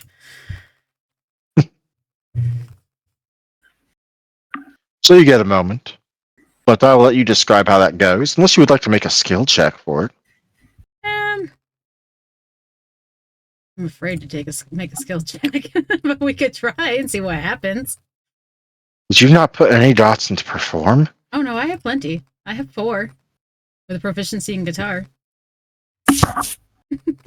Okay, do you want to look good, sound good, or basically those are your options? Sound good. Wait, do you play an instrument or do you sing? She does she plays guitar, but she does backup vocals here and there. Yep, what was that, Rob? I was going to say, performance 4 with a specialty in guitar makes you one of the greatest guitarists in the world. Right, Steve Vai and Joe Satriani look at you and go, wow. Are you your bass, right? Bass guitar? Nope, guitar. Lex is the bassist. It's not a normal band. So shredding. Yeah, shredding. For comparison, Jude and Lex probably... Well, Lex probably has 4, but he's kind of multi-talented. Jude probably has a 3 in performance for stat-wise. Yep, not his first So band. they're actually relatively pretty good. They just don't generally get spotted well. Most musicians in most famous bands will be like 3 in their performance skill. Yeah, so they're actually quite quite proficient. Yeah. Just- We need to get Maisie discovered. That's what we need to do. This feels like a Yes, This go feels like Vampire a- Discovered. This will go well. this feels like an Artemis project. Ooh. Probably. Well, your last canvas died before you could make Yeah. it a canvas. You do need another one. Absolutely. Oh, right. I Yes. forgot to put that on repeat.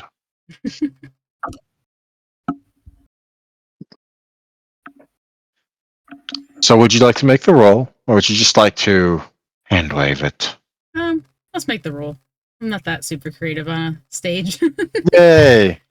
Difficulty 6. Okay, what am I? And since you're playing the instrument, I'll let you choose between dexterity or charisma.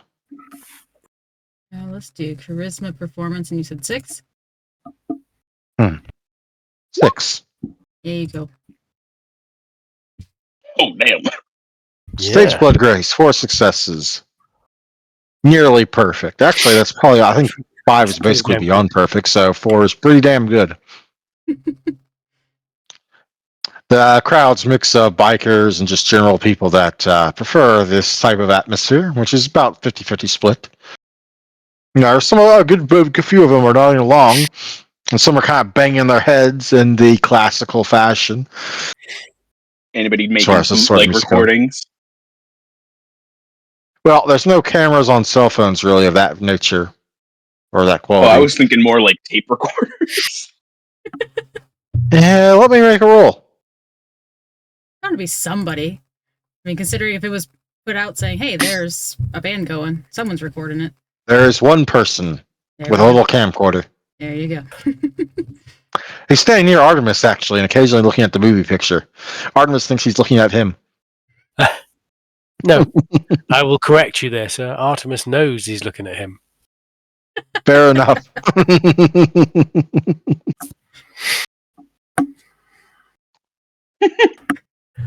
What is Artemis's opinion of Elburn so far? You know that saying, I don't know much about art, but I know what I like. Fair enough. It's that. Artemis does not appreciate modern music. He doesn't really get it. But he can look across the crowd and look across the people in this room, and he can appreciate the virtuosity of the musicians on stage. And his little capitalist brain can go, huh, this seems to be popular. This might be marketable. So that basically. Maybe sell some plushies. Yeah, sure. In any case, time will eventually come for there to be a bit of a break, an intermission, or whatever you call it, when the artists on stage need to desperately get themselves some water. Uh-huh. Sadly, not booze because they're sweating under the lights or some shit. And in that time, well, Artemis, did you tell Maisie you were coming, or did you just kind of spontaneously show up when you heard about it secondhand? I think he probably just showed up. Yeah. Just showed up. You were definitely expecting Jules to be here. You were not expecting Artemis, who you see standing next to a booby picture, and a guy who was doing some recording. Maisie's gonna kind of tilt her head when she sees Artemis, and she's gonna go rummage through her guitar case real quick before going in and approaching him. He is not just standing next to the booby picture. From your perspective, he seems to be nodding towards the boobs.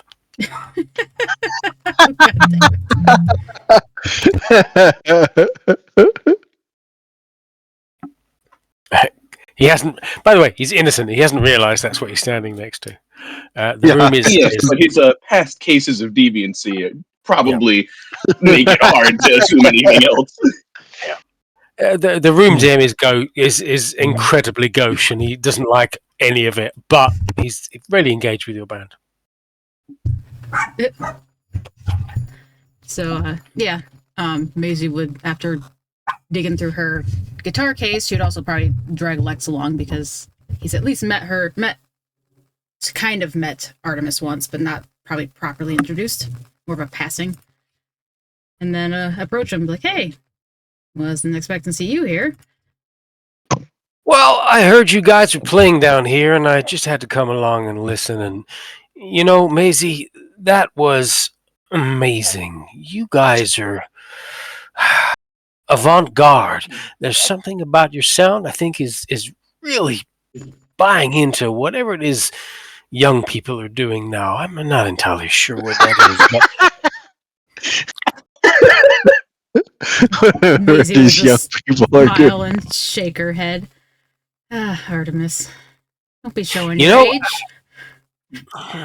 I know I'm kind of an old fuddy-duddy kind of guy. I understand that, but I think I have a little bit of a finger on the pulse, whatever that is, and I felt the heartbeat of what you played tonight, and really, genuinely, we need to get your band out there and amongst the people. Whatever I can do to facilitate that, I'm really phenomenally happy to do. Hmm. I'm sure this will come with a price. Artemis. Atta girl. I knew I raised you right. But Everything has a catch in this world, says Jules as he walks up. The harpy taunting carrying his little cane as usual. Maisie will just nod at Papa Jules. Like, yes, you have. But here, Artemis, if you want to see what you want to do with this, and then talk to me later about it. And she'll hand him a burned CD of more music. Yep, Artemis will take that and smile a shit-eating smile. And then I just shared the entire album. That is phenomenal, amazing. Thank you so much, Macy. I look forward to where we can go together. Wait, you actually did the entire album like that, and not just that one? I did it all out. Ah, excellent.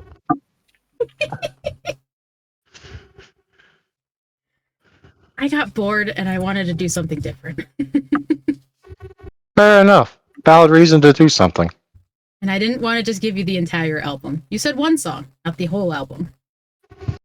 I said the lyrics for one song. You just took it the other way. Mm-hmm. I mean, I was going to give those to Dio because he expressed the interest in doing basically what you did at some point, but this works. That is very. And so these were all AI. You used like AI in the lyrics you made to create these songs. Yep. Yeah, AI can be used to make music these days. That's why I actually linked an AI music piece. Yeah, that is really cool and also kind of terrifying. Yes. In where is it? In inspirational material, I linked a while ago. Echo Harper, Rise of the Vampire King. That music's entirely AI as well. Mm-hmm. And I'd only make a few lyric changes in that one.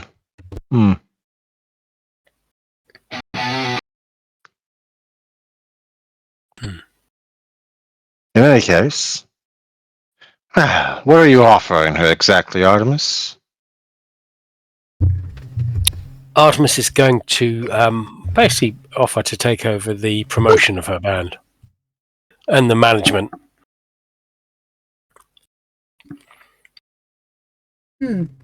Well. Okay, Mr. Locke, what's the catch? Come on, tell Jules. No catch whatsoever, Jules. I am a patron of the arts, and I know good art when I see it. I may not understand the youth of today with their Game Boys and their... fuck, I can't think of another thing.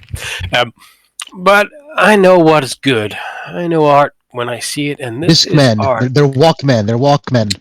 Perfect, Game thank Boys you. and their Walkmen. With their Game Boys and their Walkmen. But I know good art when I see it, and what Maisie is producing it needs to be heard by the world. And I want to make sure that it happens. Well, it's your choice, sweetling. Just remember, keep your eyes and ears open, and always suspect something. He says as the harpy will turn to walk away. As he walks away, anyone watching Artemis will see a look of, yeah, whatever, to the back of Jules' head. You're just jealous that he's winning the Flash war in terms of how snazzily he's dressed tonight. Yeah, and bit of out of character information. Artemis sees himself in Jules' position in less than a year. Oh boy. Oh, aiming for Harpy instead of Primogen. Mm-hmm. Oh boy. Oh, Primogen's great, and if that happens, that happens. But Harpy's more achievable. More his speed too, I imagine. Yeah. Why Artemis does is he a want kingmaker. herpes? Harpy, What was not that, Dio? Harpy. Oh, Artemis is okay. more of a kingmaker than a king. Fair and valid. Too many Or strings Queenmaker, for as it might king. turn out. Hmm.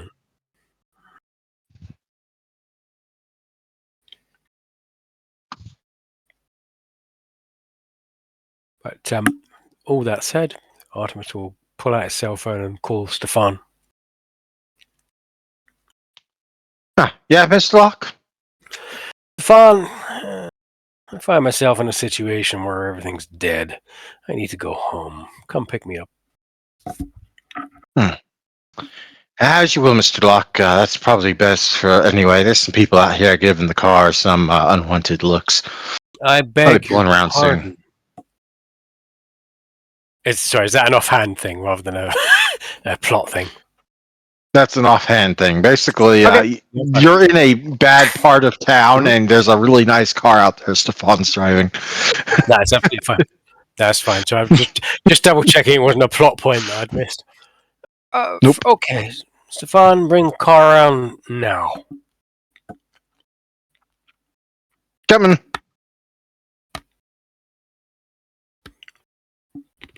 And yeah, Locke will leave. Maisie will go back to what she's In doing. which case we will cut the scene there. Woo. I'll have to listen to the Nice rest of scene. that album at some point, just because. Yeah, I listened to a portion of it, and there's definitely going to be an extra credit of Ursi showing up to one of those plays because that is in his brand of music. Lovely. Must get But a if whole he's showing coterie up, behind the band.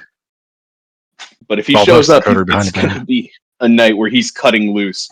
So it's going to probably be a hell of a surprise for me.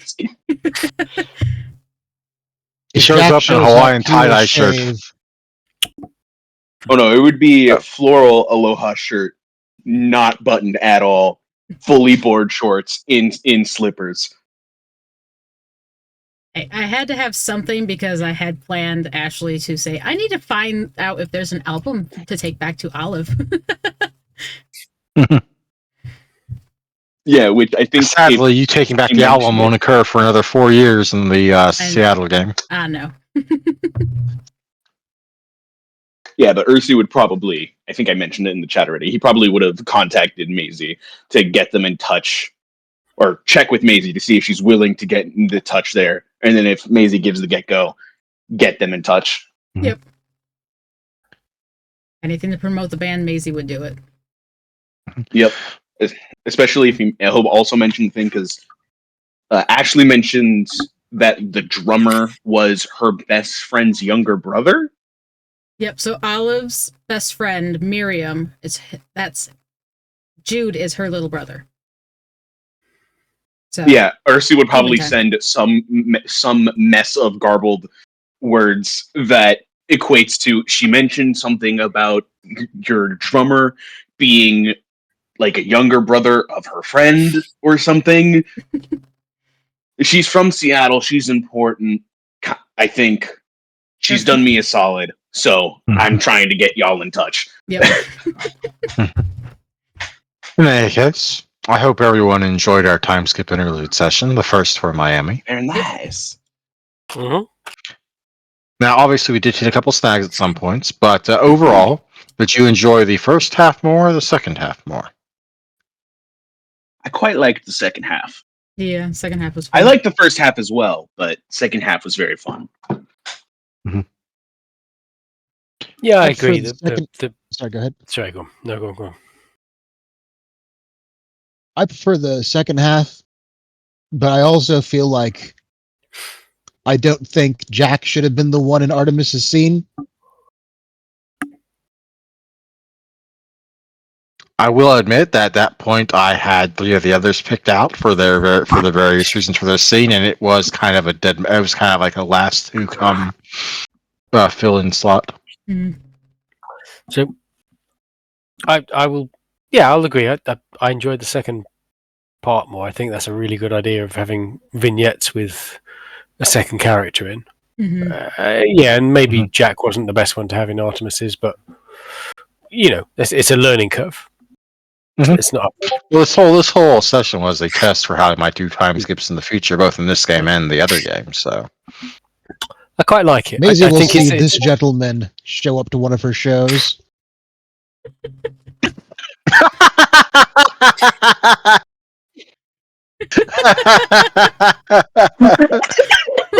What? Jack shaved his face and put on some sunglasses. I mean, his beard will basically immediately grow back after the next sunrise, sunset. Yeah. You know, That's that's the whole hilarious. point. Yep. What were you saying, Rob? I think you were saying something right before he posted that. that's good. I think flashbacks or whatever side scenes or whatever with one particular character with a cameo from another character. I think that's a really good idea. I think it works really well. So yeah, I enjoyed that. Excellent, excellent. In which case, we will move on to experience. Everyone gets their normal. You sure as hell get your role playing. Learning. What did people learn tonight? Ursi, what did Ursi learn tonight? Ursi learned that things that he was not looking forward to looking into have jumped up his list of matters of importance because he was not looking forward to having to deal with Gutter Jack, and now he has to in an official capacity. Especially with Gutter Jack being involved with seemingly some very non-to-do things, and that also being roped in with Marcus is giving him a headache. Very well. Artemis, what did Artemis learn tonight?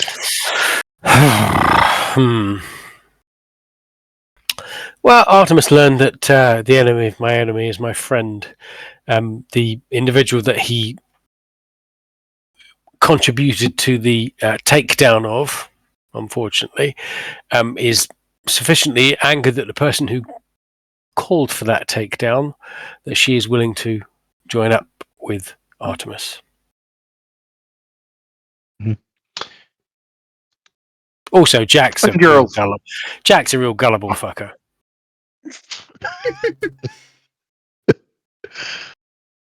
Fuck Sorry.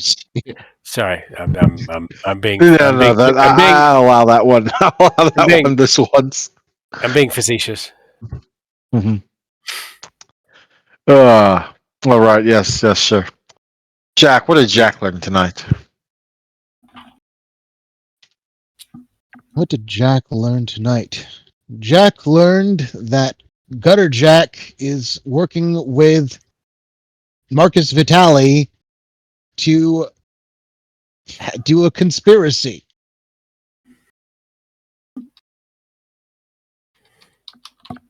Excellent. Yes, she did that.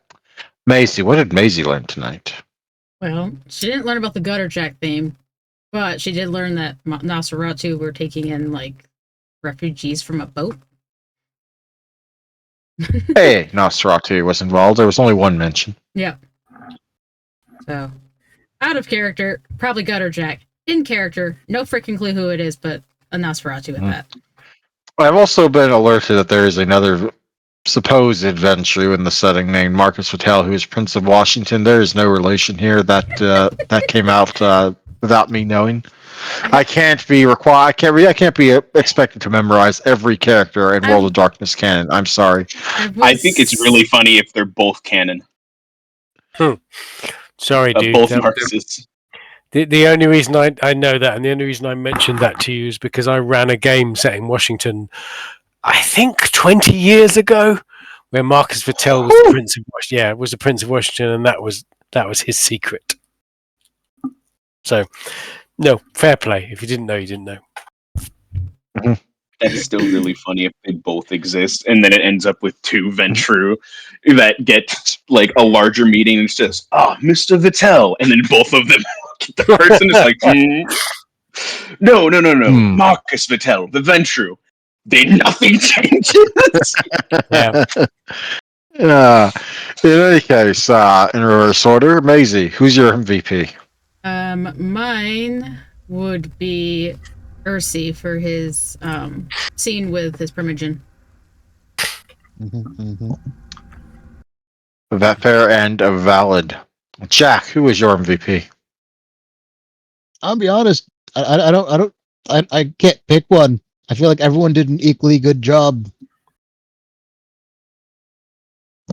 All right, I'll come back to you in case there needs to be a tiebreaker of some variety. Okay. Unless you want to actually pick one. Well, if it's a tiebreaker, I'm gonna go. I don't know which one of them to pick. And I will subtract one experience from you every time you say that. Excellent.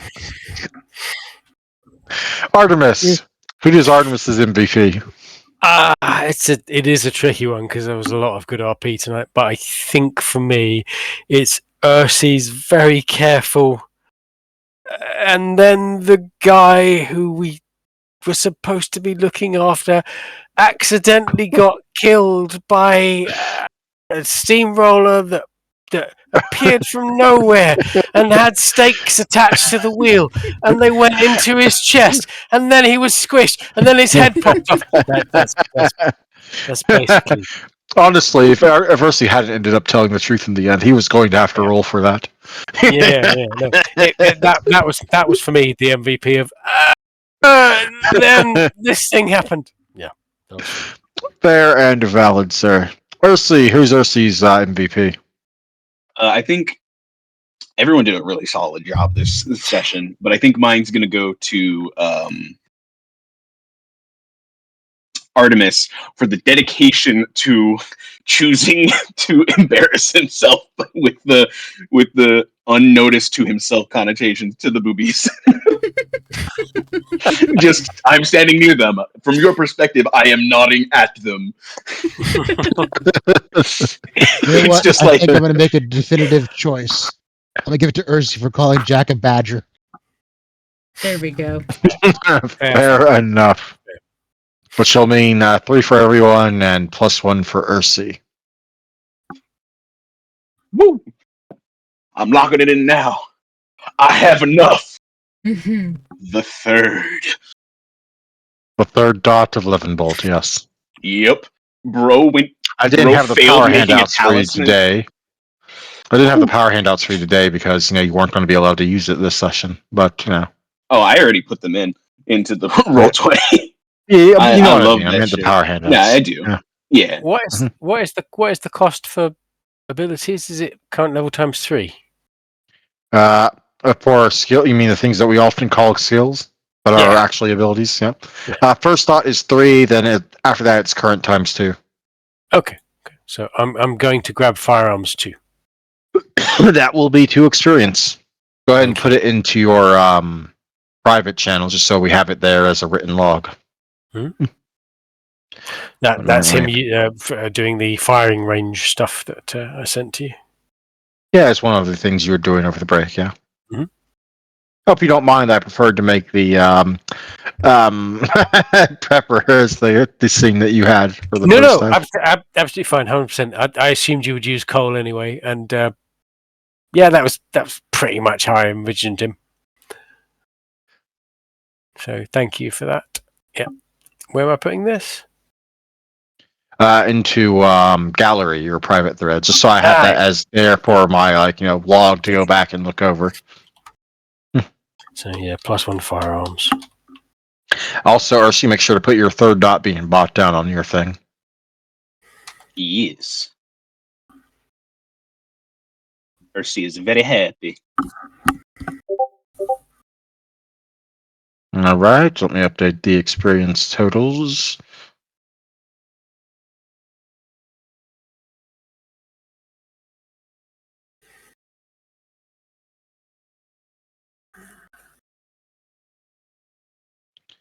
Ursi is buying, unless that's 8 worth. Yes. Mhm. This goes up to. Artemis is buying the 2 things. So, just as a heads up, you do still have 13 experience left, Artemis, if you want to Yep. buy something else. I'll have a think about where I want to spend that. Yep.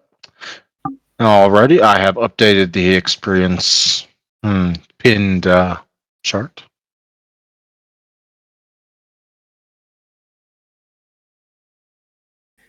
I was going to say something else, but I immediately forgot it, as I often do. Nice. It do be like that. It do.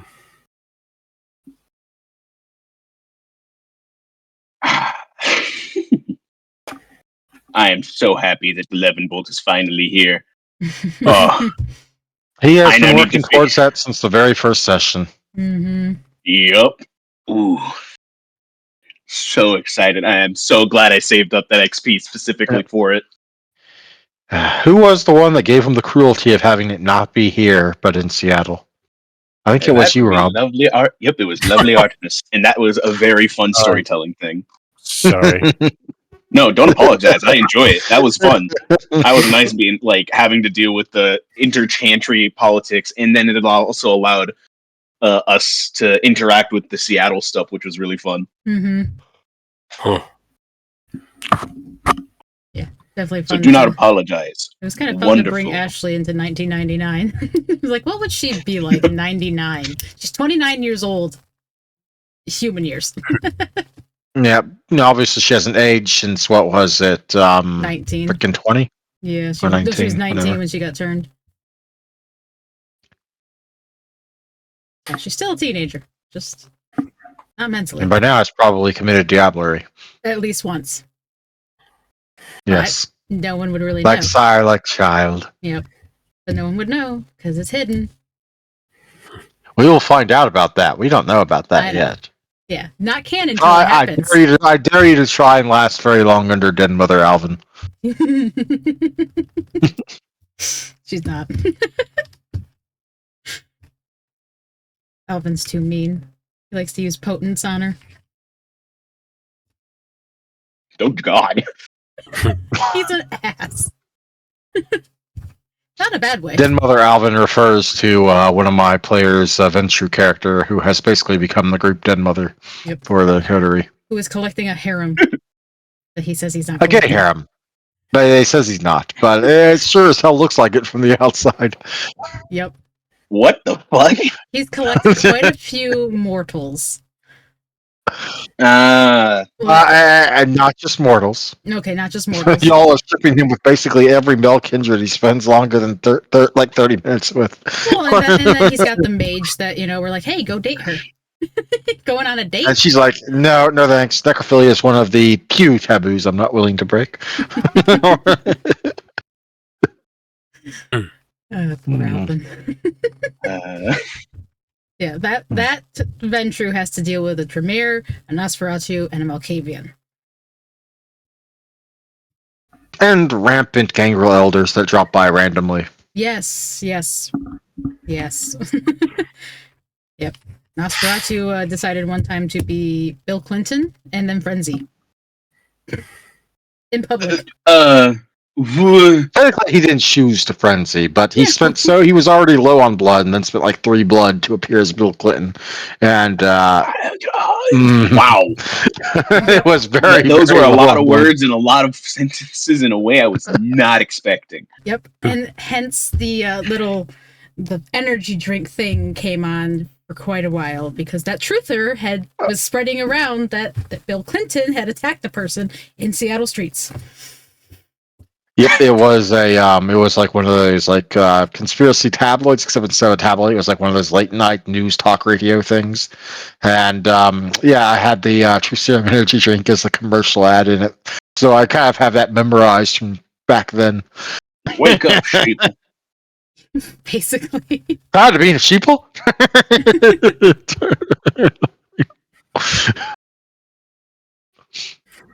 Hmm. You are lucky I am so generous and kind, honestly. Others might not just give you a warning shot like being all the talk. Hmm.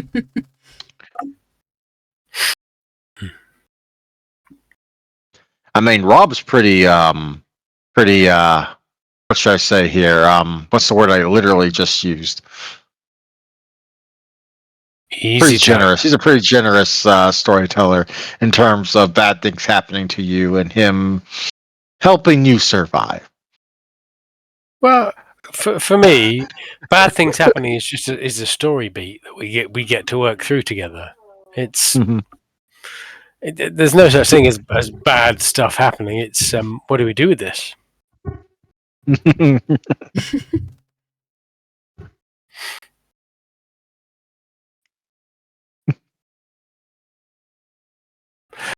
And on that bombshell, folks, thank you very much. I'm going to. It's very late there, yes. Yeah. So it's 20 to 11. Oh, jeez. I'm going to head to bed. Thank you very much. I've had a load of fun tonight. Thank you, guys. Yep. Have a good one. See ya. Speak to you soon. Bye bye. Yep. Bye-bye.